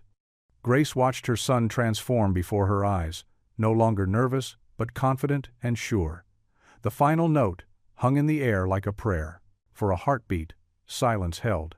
Then applause erupted, startling both mother and son. Eli's face broke into a surprised grin as people stood, cheering. Several veterans wiped their eyes, and Miss Etta beamed like a proud grandmother. The rest of the afternoon passed in a blur of music, laughter, and endless trips between the kitchen and serving tables. The band played on, mixing classical pieces with popular tunes. Children danced in the aisles, cookies in hand. Even Councilman Sawyer's wife stopped by, purchasing a dozen cookies with a genuine smile. As the sun began to set, the last customers left with their treats, and the band packed up their instruments. Volunteers cleaned up while trading stories and leftover cookies. The day's success hung in the air, like the lingering sweetness of vanilla and cinnamon. Grace counted the day's earnings with trembling fingers while Eli packed his trumpet away. The total brought fresh tears to her eyes. They'd raised more than expected, much more. After the last chair was folded and the final counter wiped clean, Grace and Eli stepped out into the cool evening air. Street lamps cast gentle pools of light along their path home. They walked hand in hand, too tired to talk much, but sharing comfortable silence. Eli's trumpet case swung gently in his free hand, and Grace's apron still had smudges of flour, but neither cared. Their footsteps echoed on the quiet sidewalk, matched in perfect rhythm. Though exhausted, they both wore content smiles, carrying the day's joy with them like a warm embrace. The late afternoon sun cast long shadows down Main Street as Grace hurried to meet Judge Whitaker. Her work shoes clicked against the sidewalk, still dusted with flour from the church hall event. She spotted his tall figure standing before a vacant storefront, his silver hair catching the golden light. "Right on time, Mrs. Alvarez," the judge said warmly, leaning on his cane. His eyes crinkled with grandfatherly affection as he gestured to the empty shop window. "What do you see?" Grace peered through the dusty glass. The space was bigger than she'd imagined. High ceilings with exposed wooden beams, worn hardwood floors that had seen decades of footsteps, and walls of brick painted a faded cream. A counter stretched along one wall, its marble top dulled by time but still elegant. "I see." Grace's voice caught. "I see possibility." The judge nodded, pulling out an old brass key ring. "That's exactly what Lillian would have said." His hands trembled slightly as he worked the lock. "This building has been in my family since 1962. My wife used to say it had good bones and a better heart." The door creaked open, releasing the musty scent of unused space. Grace stepped inside, her footsteps echoing. Shafts of sunlight cut through dust motes, illuminating the possibilities that danced in her mind. "Mom!" Eli's voice bounced off the walls as he darted past her. "Look at all this space!" His sneakers squeaked against the floor as he ran between the old shelving units still lined against the walls. "Careful, honey," Grace called, but she couldn't help smiling at his excitement. The judge walked to the counter, running his hand along its surface. "Lillian and I bought this counter from an old drugstore in Atlanta. She always said marble keeps the pastry dough cool." He turned to Grace, holding out the keys. "The space needs work, but the bones are solid. The plumbing's good, and the electrical was updated 5 years ago." Grace stared at the keys in his weathered hand. "Judge Whitaker, I can't possibly—" "You can," he interrupted gently. "And you will. The rent's reasonable, we'll work out the details. But this space has been waiting for someone like you." He pressed the keys into her palm. They felt warm and heavy with promise. "Mom!" Eli called from the back. "There's a whole kitchen back here, and look at these windows." He pointed to a row of high windows that would let in the morning light. Grace walked slowly through the space, touching the brick walls, imagining the smell of fresh bread and cookies replacing the dusty air.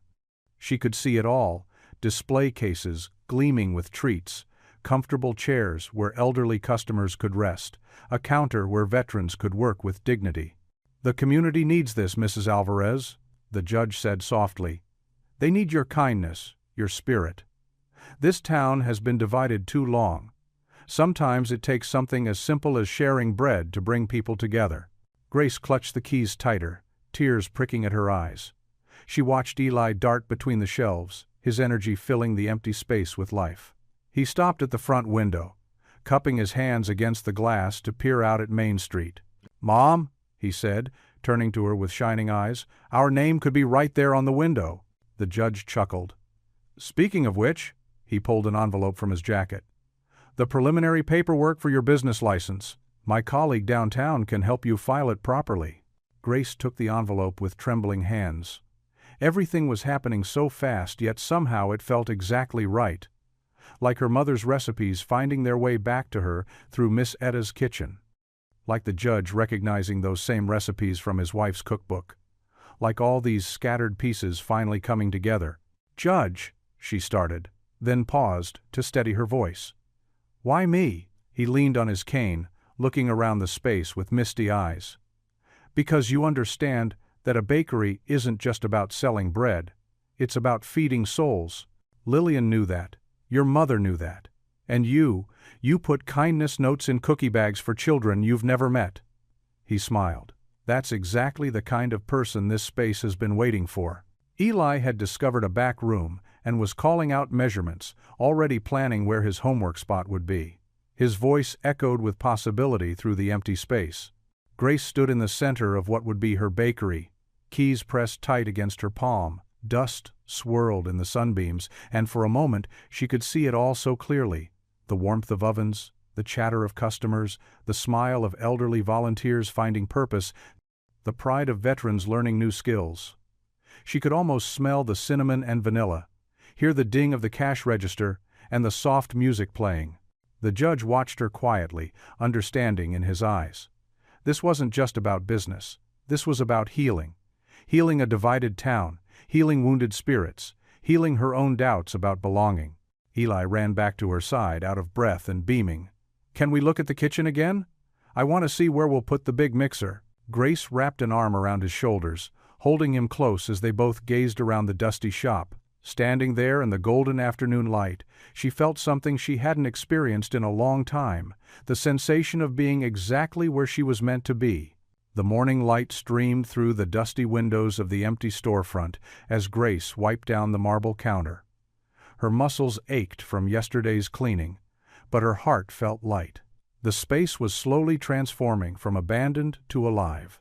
The bell above the door jangled. Grace looked up, expecting to see Caleb with his toolbox or maybe Miss Etta bringing lunch. Instead, her stomach dropped. Luke Romero stood in the doorway, his familiar crooked smile making her hands freeze mid-wipe. He wore a leather jacket despite the warm weather, his dark hair slicked back just like in high school. 10 years had added lines around his eyes, but hadn't changed that calculating look. "Nice place you got here, Grace," he said, sauntering in like he owned it. His boots left dusty prints on the floor she'd just swept. "Heard about your lucky break on the radio. 50 grand, huh?" Grace gripped the cleaning rag tighter. "What are you doing here, Luke?" He ran a finger along the counter, examining it with exaggerated interest. "Can a father check up on his son's future business? That's what this is going to be, right? A family thing?" "Eli has nothing to do with this," Grace said, her voice steady despite her racing heart. "And you lost the right to call yourself his father when you disappeared 8 years ago." Luke's smile hardened. "About that. Been thinking it's time I took a more active role in the boy's life. Especially now that there's opportunity involved." The word opportunity dripped with suggestion. Grace felt cold despite the warm spring air filtering through the propped open door. "You can't just walk back in after 8 years, Grace said. "Eli doesn't even remember you. Courts might see it differently." Luke moved closer, his cologne too strong in the empty space. "Kid deserves both parents, don't you think? Especially with his mom starting a big new business. Must be stressful, all those responsibilities." Grace stepped back, maintaining distance. "Is that a threat?" "Just stating facts, Grace." He shrugged, all calculated casualness. "Single mom? Long hours at the cafeteria? Now a whole business to run? Meanwhile, I've got a steady job in Memphis. Nice apartment. Courts like stability." "You mean the same stability you showed when you cleaned out our bank account and disappeared?" Grace's voice shook with anger. "The same stability of 6 different addresses in 2 years?" Luke's face darkened.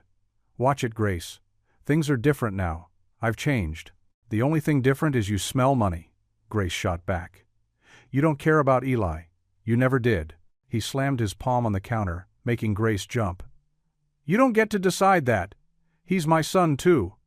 And if I have to go to court to prove it, get out." Grace pointed to the door, her arm trembling but firm. "Now." Luke straightened, adjusting his jacket. The smile returned, oily and threatening. "Think about it, Grace. Would be a shame if legal troubles held up your little bakery dream. Custody battles can get expensive." He turned and walked out, the bell jangling mockingly behind him. Grace stood frozen until his footsteps faded away. Only then did her legs give out. She sank onto a dusty chair, hands shaking as she pulled out her phone. 3 tries before she could dial Miss Etta's number. "He's back," she whispered when the older woman answered. "Luke's back." The rest of the day passed in a blur of worry. Grace went through the motions of cleaning, measuring spaces for equipment, meeting with the electrician. But Luke's threats echoed in her head. Evening settled over Main Street. Grace stood in the empty shop, shadows stretching across the floor. The space that had felt full of promise that morning now seemed to mock her with its emptiness. She turned the key in the lock, testing it twice, 3 times. The street lights flickered on, casting a pale glow over the sidewalk. "I won't let you win," she whispered, pressing her forehead against the cool glass. "Not this time. Not ever again." Her reflection stared back, tired but resolute. Behind it, the darkened shop waited, still holding all its promises of tomorrow. The spring dawn painted Main Street in gentle pinks and golds, but Grace's heart turned to ice as she rounded the corner. Red and blue lights flashed against the old brick buildings, casting eerie shadows across her dreams of the Common Table Bakery. 2 police cruisers sat parked at angles near the storefront. Officer Martinez stood writing in his notepad while his partner took photos, but Grace barely registered them. Her eyes fixed on the jagged holes where her front windows should have been. Glass fragments sparkled on the sidewalk like cruel diamonds in the early light. "Mom?" Eli's voice cracked beside her. She'd picked him up from Miss Etta's on her way, not wanting him to hear about this from anyone else. Now she wondered if that had been a mistake. "Stay back, honey." Grace reached for his hand, squeezing it as they approached. The acrid smell of smoke hit her nose. Not the warm, welcoming scent of baked goods she'd imagined would fill this space, but the bitter stench of destruction. Officer Martinez looked up from his notepad. "Ms. Alvarez, I'm sorry you have to see this." "How?" Grace swallowed hard. "How bad is it?" "Could have been worse," he said gently. "Looks like someone threw something burning through the window around 3 a.m. Smoke damage mainly, some scorching on the floor, and that far wall. Fire department got here quick. Mrs. Chen from the laundromat called it in when she saw the smoke." Eli pressed against Grace's side, his thin shoulders trembling. She wrapped her arm around him, trying to project strength she didn't feel. Can we go in?" she asked. The officer nodded. "Crime scene unit is done. Watch the glass." Grace guided Eli carefully through the doorway. The bell she'd loved so much hung silent, its cheery jingle replaced by the crunch of their shoes on broken glass. The morning sun streamed through the empty window frames, illuminating lazy swirls of ash in the air. The gleaming marble counter she'd wiped down yesterday was now coated in a film of soot. Black streaks marred the wall, where they'd planned to hang the "buy one, give one" board. A chunk of burned fabric, maybe a rag or small towel, lay crumpled near the far corner, surrounded by scorch marks on the wooden floor. "The blueprints," Eli whispered, breaking away to check the drawer where they'd stored Caleb's careful drawings. Grace's heart clenched, but he pulled them out intact, if slightly smoky. Officer Martinez appeared in the doorway. "We'll increase patrols in the area. And Ms. Alvarez? You might want to check social media. There's been some talk." Grace nodded numbly, already pulling out her phone. The local community Facebook group lit up her screen with notifications. Her hands shook as she scrolled. "Judge plays favorites with taxpayer money. What makes her so special? Time to investigate all these grants." The posts multiplied like poison ivy, anonymous accounts spreading accusations faster than she could read them. One comment made her blood run cold. "Know your place. This is just the beginning." "Mom?" Eli's voice wavered.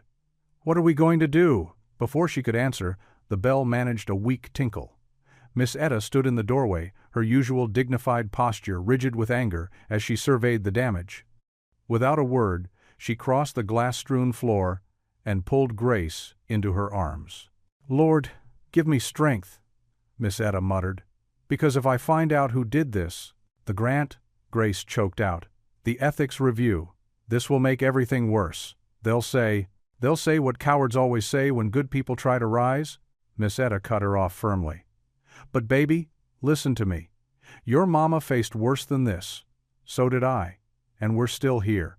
But the tears Grace had been holding back finally spilled over. All the hope, all the plans, all the careful steps forward, it felt like they were crumbling like the glass under her feet. She pressed her face into Miss Etta's shoulder, her body shaking with sobs she couldn't contain anymore. Eli wrapped his arms around them both, creating a circle of warmth in the cold, smoke-scented room. Through her tears, Grace heard Miss Etta humming softly, the same hymn she'd sung during civil rights marches decades ago, the same one she taught the choir every Sunday. A song about trouble not lasting always. But right now, watching the sun rise through broken windows while her phone buzzed with more hateful notifications, that promised peace felt very far away. The afternoon sun slanted through Miss Etta's screen door as she rocked slowly on her front porch, an old metal recipe tin cradled in her lap. Her weathered fingers traced the faded flowers painted on its lid, memories dancing behind her eyes. Grace sat slumped in the porch swing nearby, staring blankly at the newspaper on her lap. The headlines screamed about the Grant investigation, each word a fresh wound. Empty cookie bags lay scattered around her feet, orders she couldn't fill with the bakery space damaged. "Child," Miss Etta's voice cut through Grace's fog of despair, "your mama would tan my hide if she knew I'd waited this long to give you these." Grace looked up, wiping her eyes. "What do you mean?" Rosa left more than just recipes in this tin. Miss Etta stood with careful dignity, her joints creaking as she crossed to the swing. "She left her heart, her fight, and a whole lot of history with Judge Whittaker's Lillian." Grace took the tin, its familiar weight suddenly feeling different. When she opened it, instead of just the expected recipe cards, she found a stack of yellowed envelopes tied with a faded blue ribbon. "Letters?" Grace's voice cracked. "Mm-hmm. Between your mama and Lillian Whittaker." Miss Etta lowered herself onto the swing beside Grace. "They wrote each other for years, planning how to make this town better, one batch of cookies at a time." With trembling fingers, Grace untied the ribbon. The first letter was dated 1963, written in her mother's flowing script. "Dearest Lillian, the sit-in at Mason's lunch counter was rough today. They threw coffee at our young people, called them such awful names. But you know what we did? We came back to the church kitchen and baked 3 dozen of those butter cookies you taught me. Delivered them right to the police station with a note saying, 'Hate makes a bitter meal. Try some sweetness instead.' 2 officers actually smiled. Small steps, friend, small steps. Your sister in hope?" Rosa. Grace's breath caught. She pulled out another letter, this one in different handwriting, Lillian's. "My dear Rosa, Harold says I'm crazy, baking for people who hate us. But you're right. Every cookie is a bridge, every shared recipe, a chance to see each other as human. Today, Mrs. Patterson, yes, that Mrs. Patterson, asked for your cornbread recipe. Her grandson loved it at the voter registration drive. We're answering hate with bread, just like you said. Sometimes love needs flour and sugar to spread its message. Keep baking, keep hoping. Lillian." Tears splashed onto the old paper. Grace carefully wiped them away, her mother's voice seeming to whisper from the pages. More letters spilled out, dozens of them spanning years. They told stories of secret baking sessions, of recipes shared across color lines, of small victories won with persistence and pastry. "They were building something bigger than a bakery," Miss Etta said softly. "They were baking change into this town's bones, one relationship at a time." Grace found a letter from 1968, the paper wrinkled as if it had been wet with tears. "My dearest friend, Lillian, today we buried Martin, and my heart is broken. But this morning, you know what happened? White and black ladies gathered in my kitchen. We baked together, we cried together, we prayed together. Your pound cake next to my sweet potato pie. Even in the darkness, we keep baking. Even in sorrow, we keep serving love on paper plates and hope in paper bags. Your sister always, Rosa." Miss Etta's hand covered Grace's. "Your mama and Lillian never got to see their dream of a bakery that would hire folks others overlooked, but they planted those seeds, and now look, they're finally sprouting through you." Grace pulled out more letters, reading snippets that showed her mother in a new light. Rosa and Lillian had drafted plans for a community kitchen, sketched ideas for training programs, dreamed of a place where all of God's children could break bread together. "Is this why Judge Whittaker chose me?" Grace whispered. "He chose you because you're already doing what they dreamed of," Miss Etta replied. "Those kindness notes in your cookie bags? That's pure Rosa. Using food to build bridges? That's Lillian all over. You're their legacy, child, whether you knew it or not. Grace found a final letter, dated just months before her mother passed. My sweet Lillian, the doctors say my time is short, but I'm at peace. We did what we could with what we had. We baked love into this town's story. Maybe someday, someone will pick up where we left off. Maybe someday, that dream of a bakery that brings people together will rise like good bread. Until then, keep answering hate with warm cookies and open hearts. With eternal friendship, Rosa.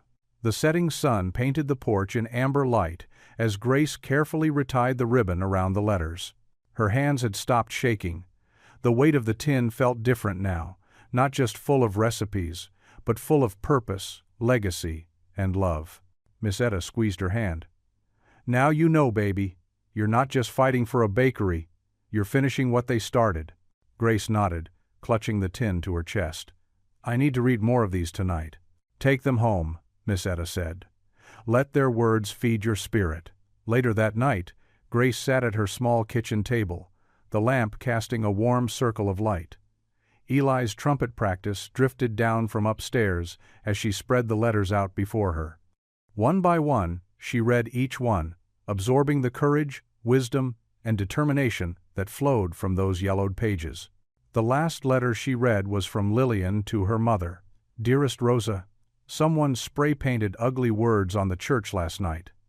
This morning, I baked 4 dozen cookies and took them to the cleanup crew.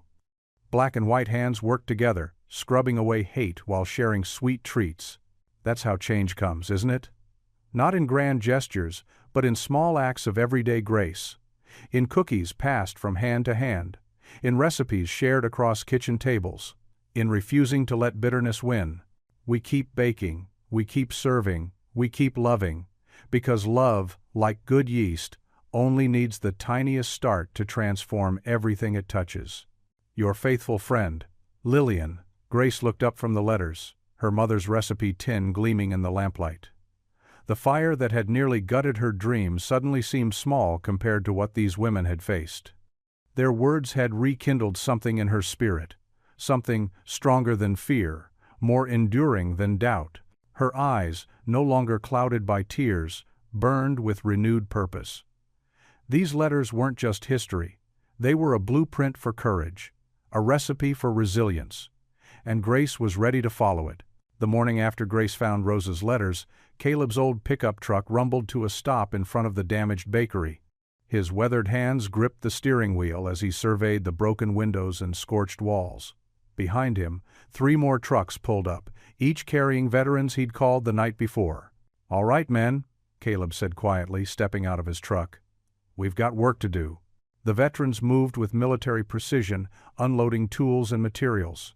Jim, a former Marine with silver hair, carefully measured the window frames, while Pete, who'd served in the Army, swept up broken glass. Their movements were purposeful, their faces set with determination. Inside, Caleb ran his hand along the smoke-stained wall. The structure's good, he muttered. Just needs cleaning and fresh paint. He pulled out his carpenter's pencil and started marking spots that needed repair. The bell above the door chimed as Pastor Ruth walked in, her practical shoes crunching on bits of glass. Caleb, she called out. I've been making calls all morning. He turned, noting the spark in her eyes. We're having a Bake Back Better day, she announced. The whole town's invited to help restore this place.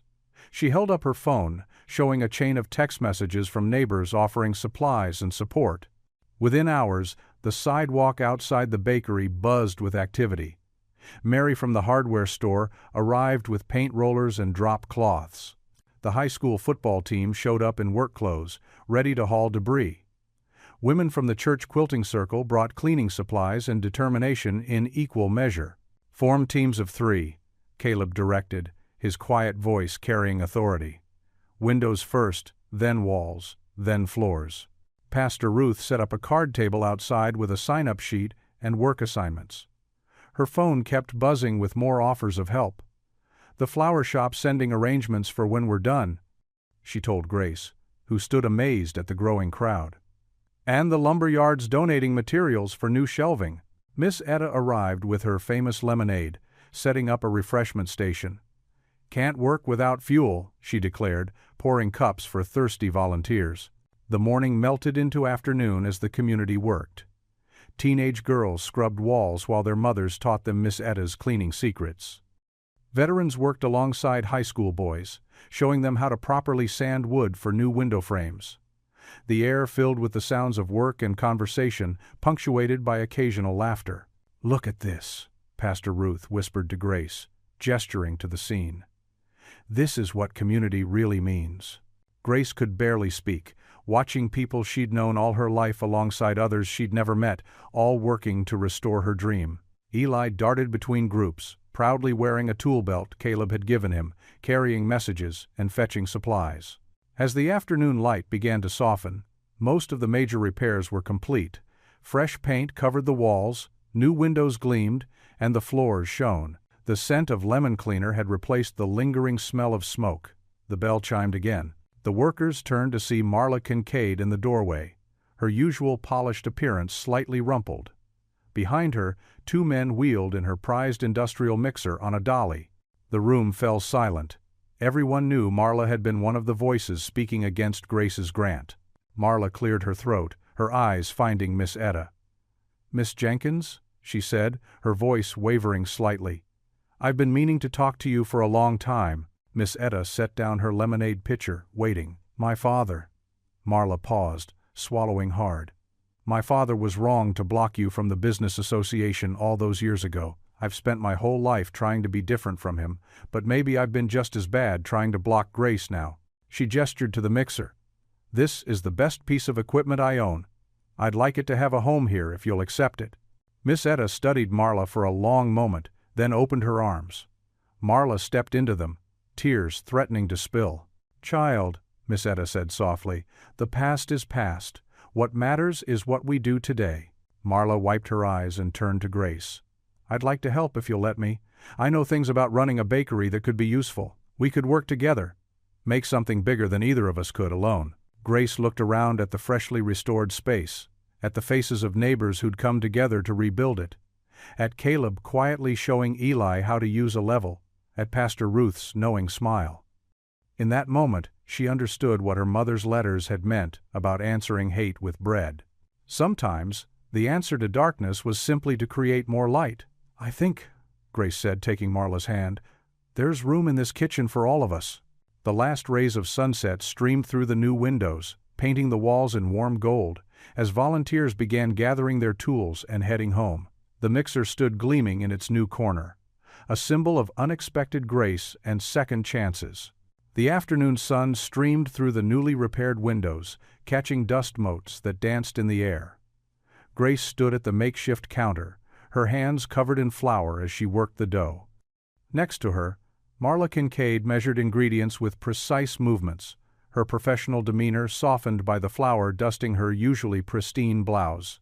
"You're kneading it too hard," Marla said, but her tone lacked its usual sharp edge. She stepped closer, demonstrating with her own hands. "Like this, gentle but firm. Let the dough tell you what it needs." Grace adjusted her technique, surprised by Marla's willingness to teach. "I've always wondered how you get your pastries so light." "Trade secrets," Marla replied with a small smile, then paused. "Though I suppose we're not exactly competitors anymore." She sifted more flour onto the counter, her movements deliberate. "My father. He wasn't just on the council when they blocked Miss Etta. He led the opposition." Grace's hands stilled in the dough, but she remained silent, letting Marla continue. "I've spent years trying to prove we're different now. Better." Marla's voice wavered slightly. "But sometimes fighting so hard to be different means you end up making the same mistakes." In the corner of the room, Eli's trumpet joined with the other band kids who'd brought their instruments. The melody of "Amazing Grace" filled the space, slightly wobbly but earnest. The sound provided a soundtrack to the bustling activity. Veterans installing new shelving, church ladies washing windows, teenagers carrying supplies. "Listen to that," Grace said softly, nodding toward the young musicians. "They're not perfect, but they're trying, just like us." Marla's shoulders relaxed slightly as she reached for more ingredients. "Your son has talent. He gets his persistence from me," Grace replied, managing a small laugh. "Neither of us knows when to quit." They worked side by side, falling into a rhythm. Marla shared tips about oven temperature and timing, while Grace told stories about her mother's creative solutions to baking with limited resources. The tension between them didn't disappear entirely, but it softened, like butter left in the sun. Caleb walked past with his toolbox, nodding approvingly at the new display cases he'd installed. Miss Etta sat in a corner chair, directing traffic and sharing memories of Rosa's baking days with anyone who paused to listen.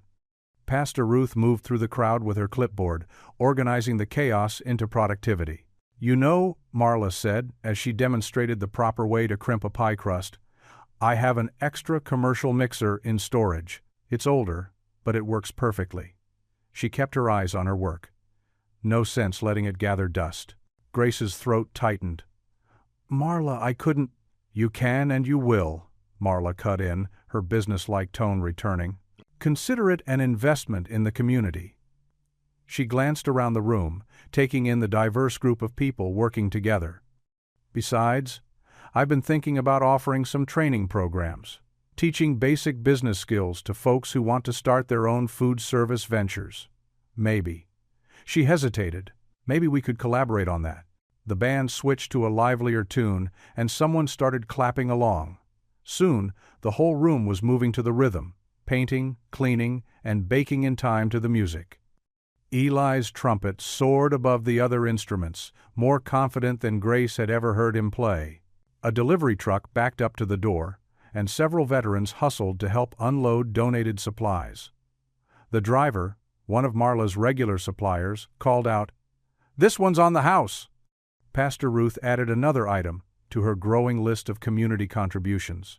Grace looked around the room, taking in the scene. Miss Etta sharing recipes with young mothers. Caleb teaching teenagers how to properly sand wood. Marla explaining business basics to an interested veteran. The band playing their hearts out while volunteers danced between tasks. Different parts of the community that had stayed separate for so long, now working together in her broken but healing bakery. The sunlight caught the edge of Rosa's recipe tin, which sat proudly on a newly installed shelf. Next to it, someone had taped one of Grace's kindness notes. "You matter, we rise together." Tears pricked at Grace's eyes as she whispered, "This is bigger than me." The fluorescent lights buzzed overhead in the town hall's ethics board chamber, casting a harsh glare on the polished wooden tables. Grace sat straight back beside Miss Etta, her hands clasped tightly in her lap to hide their trembling. Across the aisle, Councilman Sawyer adjusted his tie, a confident smile playing at the corners of his mouth.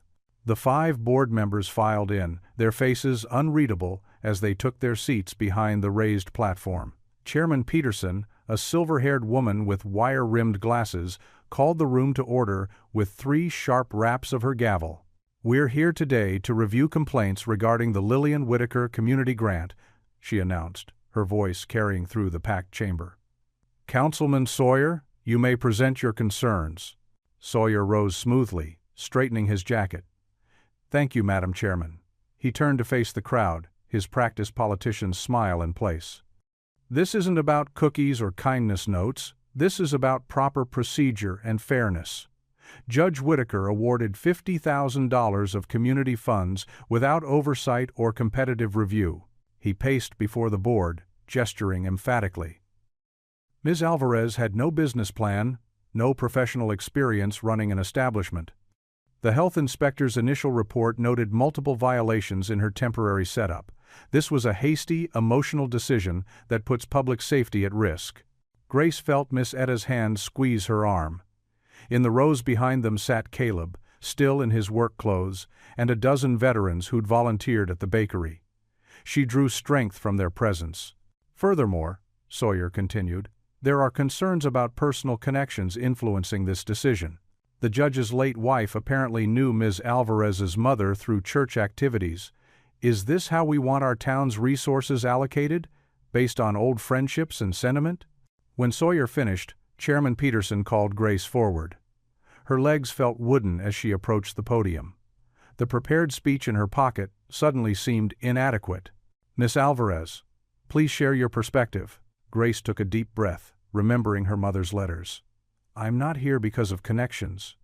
I'm here because I believe in what food can do, how it brings people together, gives them dignity and purpose. Her voice grew stronger. Every senior who volunteers, every veteran who delivers cookies, every child who reads a kindness note, they're part of something bigger than a business plan. She pulled out a stack of papers. But I do have a business plan. Pastor Ruth and local business owners helped me develop it. We've already served over 500 people through our temporary location with 0 food safety incidents. We've partnered with 15 local suppliers and created volunteer opportunities for 30 seniors and veterans. Caleb stood next, his quiet voice carrying authority. I served 20 years in the Army. Coming home, I felt useless, invisible. Grace's bakery gave me purpose again. I've seen how it changes lives. Not just the people we serve, but those of us who serve alongside her. One by one, volunteers shared their stories. Miss Etta spoke of Rosa and Lillian's dream of a place that would heal old wounds and build new bridges. Veterans described finding community again. Seniors told of feeling valued rather than forgotten. The chamber grew thick with emotion. Even some board members dabbed at their eyes. Sawyer's confident smile had faded to a tight line. Then Marla Kincaid strode to the podium, her heels clicking sharply. Grace held her breath. Was Marla here to oppose them? I've owned Kincaid's Bakery for 15 years, Marla began. Initially, I saw Grace's project as competition, but what I've witnessed this past month changed my mind. She pulled out her phone. I have emails here. Messages from Councilman Sawyer to the health inspector, pushing for aggressive scrutiny of Grace's operation. Messages pressuring the inspector to find violations. Gasps rippled through the chamber. Sawyer half rose from his chair, face reddening. That's private correspondence, which was copied to my business email by mistake, Marla cut in. You included me in your attempts to sabotage a competitor, Councilman. I won't be part of it. She handed copies to the board members. I'm here to support reinstating the grant. This town's big enough for 2 bakeries, especially when one's mission is bringing people together. Chairman Peterson studied the emails, her expression darkening. The board members conferred in whispers. Grace hardly dared breathe. Finally, Peterson raised her gavel. Given the evidence presented, including documentation of inappropriate interference, this board finds no ethical violations in the grant award. The freeze on funds is lifted, effective immediately.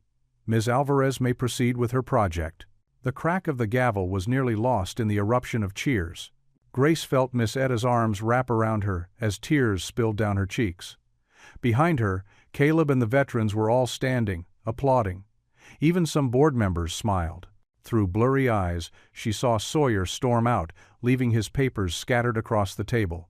But she barely registered his exit, surrounded by the warmth of her supporters, her community. Chairman Peterson's voice cut through the celebration.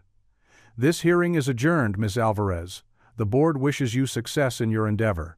Grace nodded, too overwhelmed for words. Miss Etta squeezed her shoulders. Your mama would be so proud, she whispered, so proud. Judge Harold Whitaker rose slowly from his seat in the packed chamber, his weathered hands gripping his wooden cane. The fluorescent lights caught the tears welling in his dark eyes.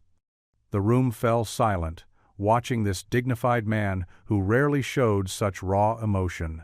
In all my years on the bench, he began, his deep voice wavering slightly, I've seen how justice and kindness can work hand in hand. My Lillian understood that. She baked cookies for civil rights meetings when others threw rocks. She believed in the power of a warm kitchen to bring people together. He paused, looking directly at Grace. Mrs. Alvarez carries that same spirit, not just in her recipes but in her heart. Every cookie she bakes comes with a note reminding someone they matter. That's not favoritism. That's exactly the kind of community investment this grant was created to support. Grace sat very still, her hands clasped tightly in her lap. Eli, beside her, reached over and squeezed her arm. The boy's trumpet case was covered in stickers reading, "Kindness Bakes" and "Save Our Music," a silent testimony to what was at stake. Furthermore, the judge continued, straightening his shoulders, I want to address these accusations of impropriety. Every step of the grant process was documented and transparent. The only thing that makes this case special is how perfectly it embodies Lillian's vision, a business that lifts up the overlooked, that makes room at the table for everyone. A murmur rippled through the crowd. Several of the veterans who'd volunteered at the bakery nodded firmly. Miss Etta dabbed at her eyes with a handkerchief. Councilman Sawyer shifted uncomfortably in his seat, his earlier confidence deflating as he watched the room's mood shift. The ethics board members exchanged meaningful glances. Then, from the back of the room, a clear voice rang out. "I'd like to speak." Heads turned as Marla Kincaid stood up, elegant in her crisp business suit. She walked to the front, her heels clicking against the linoleum floor. Grace held her breath, remembering all of Marla's warnings about the business being doomed to fail. "I've owned Kincaid's Bakery for 15 years, Marla began, her voice steady, but her hands betraying a slight tremor. "When I first heard about Grace's grant, I felt threatened. I worried about competition. She paused, swallowing hard. I let old prejudices cloud my judgment." The room was absolutely still now. Even the usual shuffling of papers had ceased. "But I've watched Grace work. I've seen how she treats people, not as customers but as neighbors. I've witnessed seniors finding purpose again, veterans feeling welcomed home." Marla's professional facade cracked slightly. "My own father once blocked Miss Etta from joining the business association decades ago. That shame has followed our family, but Grace, she's showing us all a better way." Marla turned to face the ethics board directly. "Not only do I withdraw any objection to this grant, but I want to announce something. My company will match the full amount, $50,000, to create a joint training program between our bakeries, 2 kitchens, 1 cause. Building a stronger community through breaking bread together." A collective gasp filled the chamber. Grace's hand flew to her mouth. Eli's eyes went wide with disbelief. The head of the ethics board leaned forward. "Mrs. Kincaid, are you saying you wish to partner with Mrs. Alvarez?" "Yes," Marla replied firmly. "It's time to right old wrongs. It's time to show that this town has room for everyone's dreams to rise." The judge's face broke into a wide smile, tears now flowing freely down his cheeks. "Lillian would have loved this," he whispered, though in the hushed room everyone heard. The board members huddled together, speaking in low voices. The head of the board straightened up after a few moments and cleared his throat.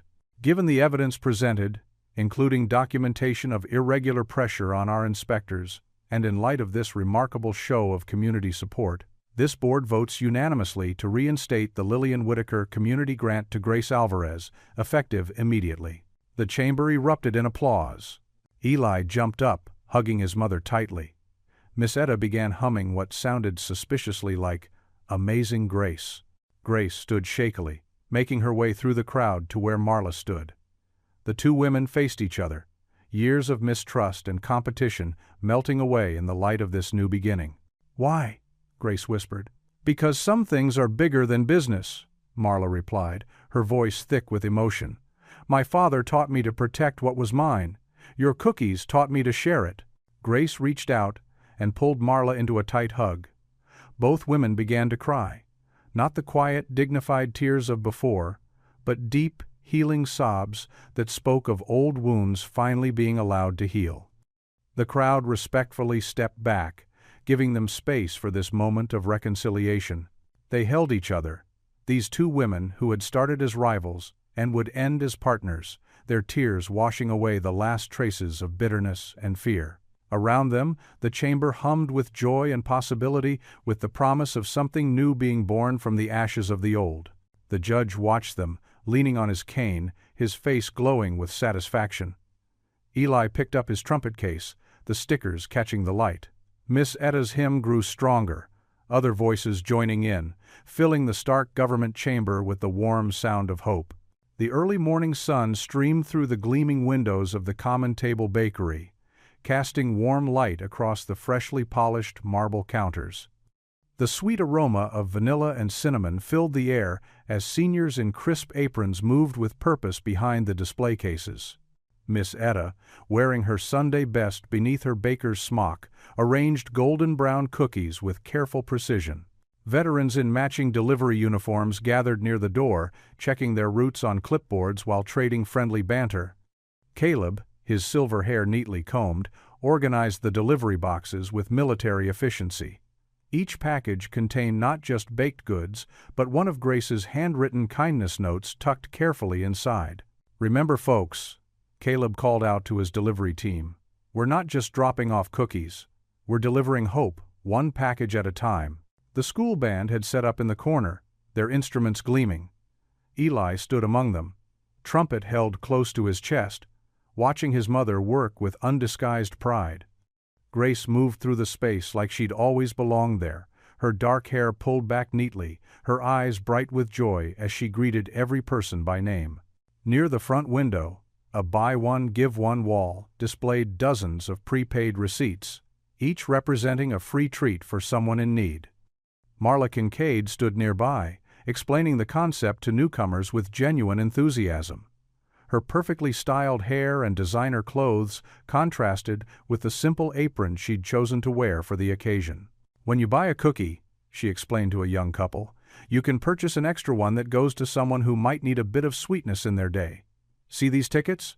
Each one represents an act of kindness waiting to happen." The marble-top tables filled quickly with a diverse mix of townspeople. Pastor Ruth sat with some of her congregation members, while school teachers shared space with local business owners. The usual social barriers seemed to dissolve in the warm, welcoming atmosphere. A group of elderly veterans occupied the corner table, their faces lighting up as young students served them fresh coffee and warm scones. One of them, his eyes misty, patted the hand of the teenage girl who poured his coffee. "First time in years, I've felt truly useful," he confided. "These delivery routes, they give me purpose again." Behind the counter, Grace worked alongside Miss Etta, their movements synchronized from countless hours of practice. They'd refined Rosa's recipes together, adapting them for larger batches while keeping their homemade soul. The glass cases displayed everything from classic chocolate chip cookies to Rosa's special cinnamon swirls, each treat carrying its own story. The school band began to play, their music filling the space with warm, hopeful notes. Eli's trumpet rang clear and confident, so different from his shy solos of months before. Other students had gathered around the musicians, some holding their own instruments, others simply swaying to the melody. Near the entrance, Judge Harold Whitaker stood quietly, taking in the scene before him. His usual stern expression had softened into one of profound satisfaction. He leaned on his cane, but his posture remained proud as he watched his late wife's dream finally take shape in this vibrant space. Grace approached him, carrying a special cookie on a small plate, the same recipe that had started it all at the PTA bake sale. The judge's eyes crinkled with emotion as he recognized it. "Lillian would have loved this," he said softly, his voice thick with feeling. "She always said a bakery should be more than just a business. It should be a place where everyone belongs." The crowd began to gather near the entrance, where a red ribbon stretched across the doorway. The morning sun caught the golden letters on the window. "The Common Table Bakery, where kindness is always fresh." Camera flashes sparkled as local reporters positioned themselves for the perfect shot. Grace stepped forward, her voice carrying clearly across the now hushed space. "Before we cut this ribbon, I want to thank everyone who made this possible. Miss Etta, who opened her kitchen and her heart when I had nothing but hope. Caleb and our veterans, who rebuilt these walls when others tried to break us. Pastor Ruth and her congregation, who gave us shelter when we needed it most." She paused, looking at Marla. "And those who showed us that it's never too late to choose kindness over division." Marla ducked her head, smiling through tears. The judge moved forward, scissors in his slightly trembling hands. The metal caught the sunlight as he raised them to the ribbon. The band fell silent, and even the bustling kitchen stilled. This was more than just opening a business. It was the culmination of decades of dreams, struggles, and hopes. Judge Whitaker cleared his throat, his deep voice carrying the weight of history as he spoke. "May this place be a table for all." The morning sun painted golden squares on the common table's polished floors as customers lined up for their daily treats. 6 weeks had passed since the grand opening, And already the bakery had become the heart of the community. The brick walls, once cold and empty, now held framed photos of smiling volunteers and newspaper clippings celebrating their journey. Behind the marble counter, Grace worked alongside Miss Etta, their movements a well-practiced dance. The display cases gleamed with fresh pastries, warm cinnamon rolls, buttery croissants, and of course the famous kindness cookies that had started it all. The recipe tin that once held her mother's secrets now sat proudly on a shelf above the register, a reminder of where they'd begun. A small girl with braided pigtails pressed her nose against the glass, her eyes wide at the rainbow of treats before her. Her mother, juggling a baby on her hip, counted out coins carefully. "Just one cookie today, Sarah," the mother said softly, her voice tinged with apology. Grace watched as the little girl's shoulders slumped slightly, though she kept smiling. Without hesitation, Grace reached for the buy one, give one wall, where a prepaid receipt fluttered like a paper angel. "Look what we have here," Grace said, plucking the receipt down. "Someone left a gift for a special customer, and I think we just found her." The mother's eyes welled up as Grace carefully selected 2 cookies. One paid for, one gifted. She slipped them into a paper bag decorated with hand-drawn stars, a tradition Eli had started. Then, with practiced care, she wrote out a fresh kindness note on cream-colored paper. "You shine brighter than any star in the sky," Grace wrote, adding a little heart. "Your smile makes the whole world better." As she handed the bag to Sarah, the little girl hugged it close, her face glowing. Her mother mouthed a silent, "Thank you," over her daughter's head. The morning rush ebbed and flowed like a gentle tide. Veterans came and went with delivery boxes, each stopping to share a story or joke. Senior volunteers moved with surprising energy, their laughter mixing with the clinking of baking sheets and the whir of mixers. Near the window, Marla arranged a fresh batch of scones, her designer clothes now regularly accessorized with a flour-dusted apron. She'd proven herself a natural with customers, especially the uncertain ones who came in clutching weathered food assistance cards. "Everyone deserves something sweet," she'd say, with such genuine warmth that shame melted away like sugar in hot tea. The school band kids had claimed the corner by the window as their unofficial practice space. They'd come in after classes, instrument cases in tow, filling the bakery with music that blended surprisingly well with the sounds of baking and conversation. Eli stood among them now, his trumpet case covered in colorful stickers reading, "Kindness Bakes," and "Music Feeds the Soul." A younger boy, maybe 7 or 8, watched him with undisguised awe. "Is that hard to play?" the boy asked, pointing at Eli's trumpet. Grace paused in her work, watching her son's face light up. Gone was the shy, uncertain boy who'd once hidden his instrument under his bed. In his place stood a confident young man who'd found his voice. "Want to try?" Eli asked, already reaching for his case. The boy nodded eagerly, scrambling onto a nearby stool. Eli pulled out his trumpet, wiping the mouthpiece carefully before demonstrating proper hand position. "Like this," he said, showing the boy how to hold his fingers. "Now, just put your lips together and blow like you're saying, 'Puh.'" The first attempt produced a squeak that made several customers jump, then laugh good-naturedly. The boy's face flushed, but Eli just grinned. "That's exactly how I started," he encouraged. "Try again, but this time, relax your shoulders." Grace moved through the bakery, restocking displays and greeting regulars. Judge Whitaker sat in his usual corner, cane propped against his chair, working through a crossword puzzle and a cup of tea. Pastor Ruth and Miss Etta chatted nearby, sharing a plate of fresh scones. Caleb came in from his last morning delivery, his silver hair windblown. "The shut-ins send their love," he reported, accepting a cup of coffee. "Mrs. Henderson said your snickerdoodles reminded her of her mother's." The sound of a clear, steady note cut through the chatter. Everyone turned to see the young boy beaming, Eli's trumpet pressed to his lips. The note wavered, then grew stronger. "You're a natural," Eli exclaimed, high-fiving his new student. The boy's mother, who'd been watching nervously from nearby, relaxed visibly. "He's been begging for music lessons," she admitted. "But with everything so expensive." "The school program's starting beginners next month," Eli said quickly. "They've got instruments you can borrow, and now that the music program's funded again." He looked at his mother hopefully. Grace nodded, already reaching for her notepad. "I'll get you the information. No child should have to wait to make music." The morning light had shifted to afternoon gold, painting everything in warm hues. The bakery hummed with life, conversations overlapping like a gentle symphony, punctuated by the ding of the register and the occasional trumpet note. Grace paused in her work, closing her eyes for a moment. The air smelled of vanilla and cinnamon, of fresh bread and possibility. Around her, she could hear Marla teaching a young volunteer how to wrap gift boxes, Miss Etta humming as she rolled dough, and Eli's patient voice guiding his new student through another note. "Thank you," she whispered, her heart full to bursting. When she opened her eyes, she saw her town as it had become, not divided, but united, not broken, but healing. The bakery wasn't just a business, it was a bridge, connecting people one cookie, one note, one kindness at a time.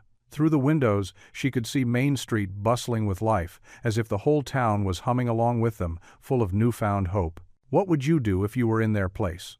Comment your answer below, and let's see how you'd rewrite the ending. If you enjoyed the story of Grace Alvarez, I handpicked the next story that you will enjoy. Please don't miss this one. Click here to watch it.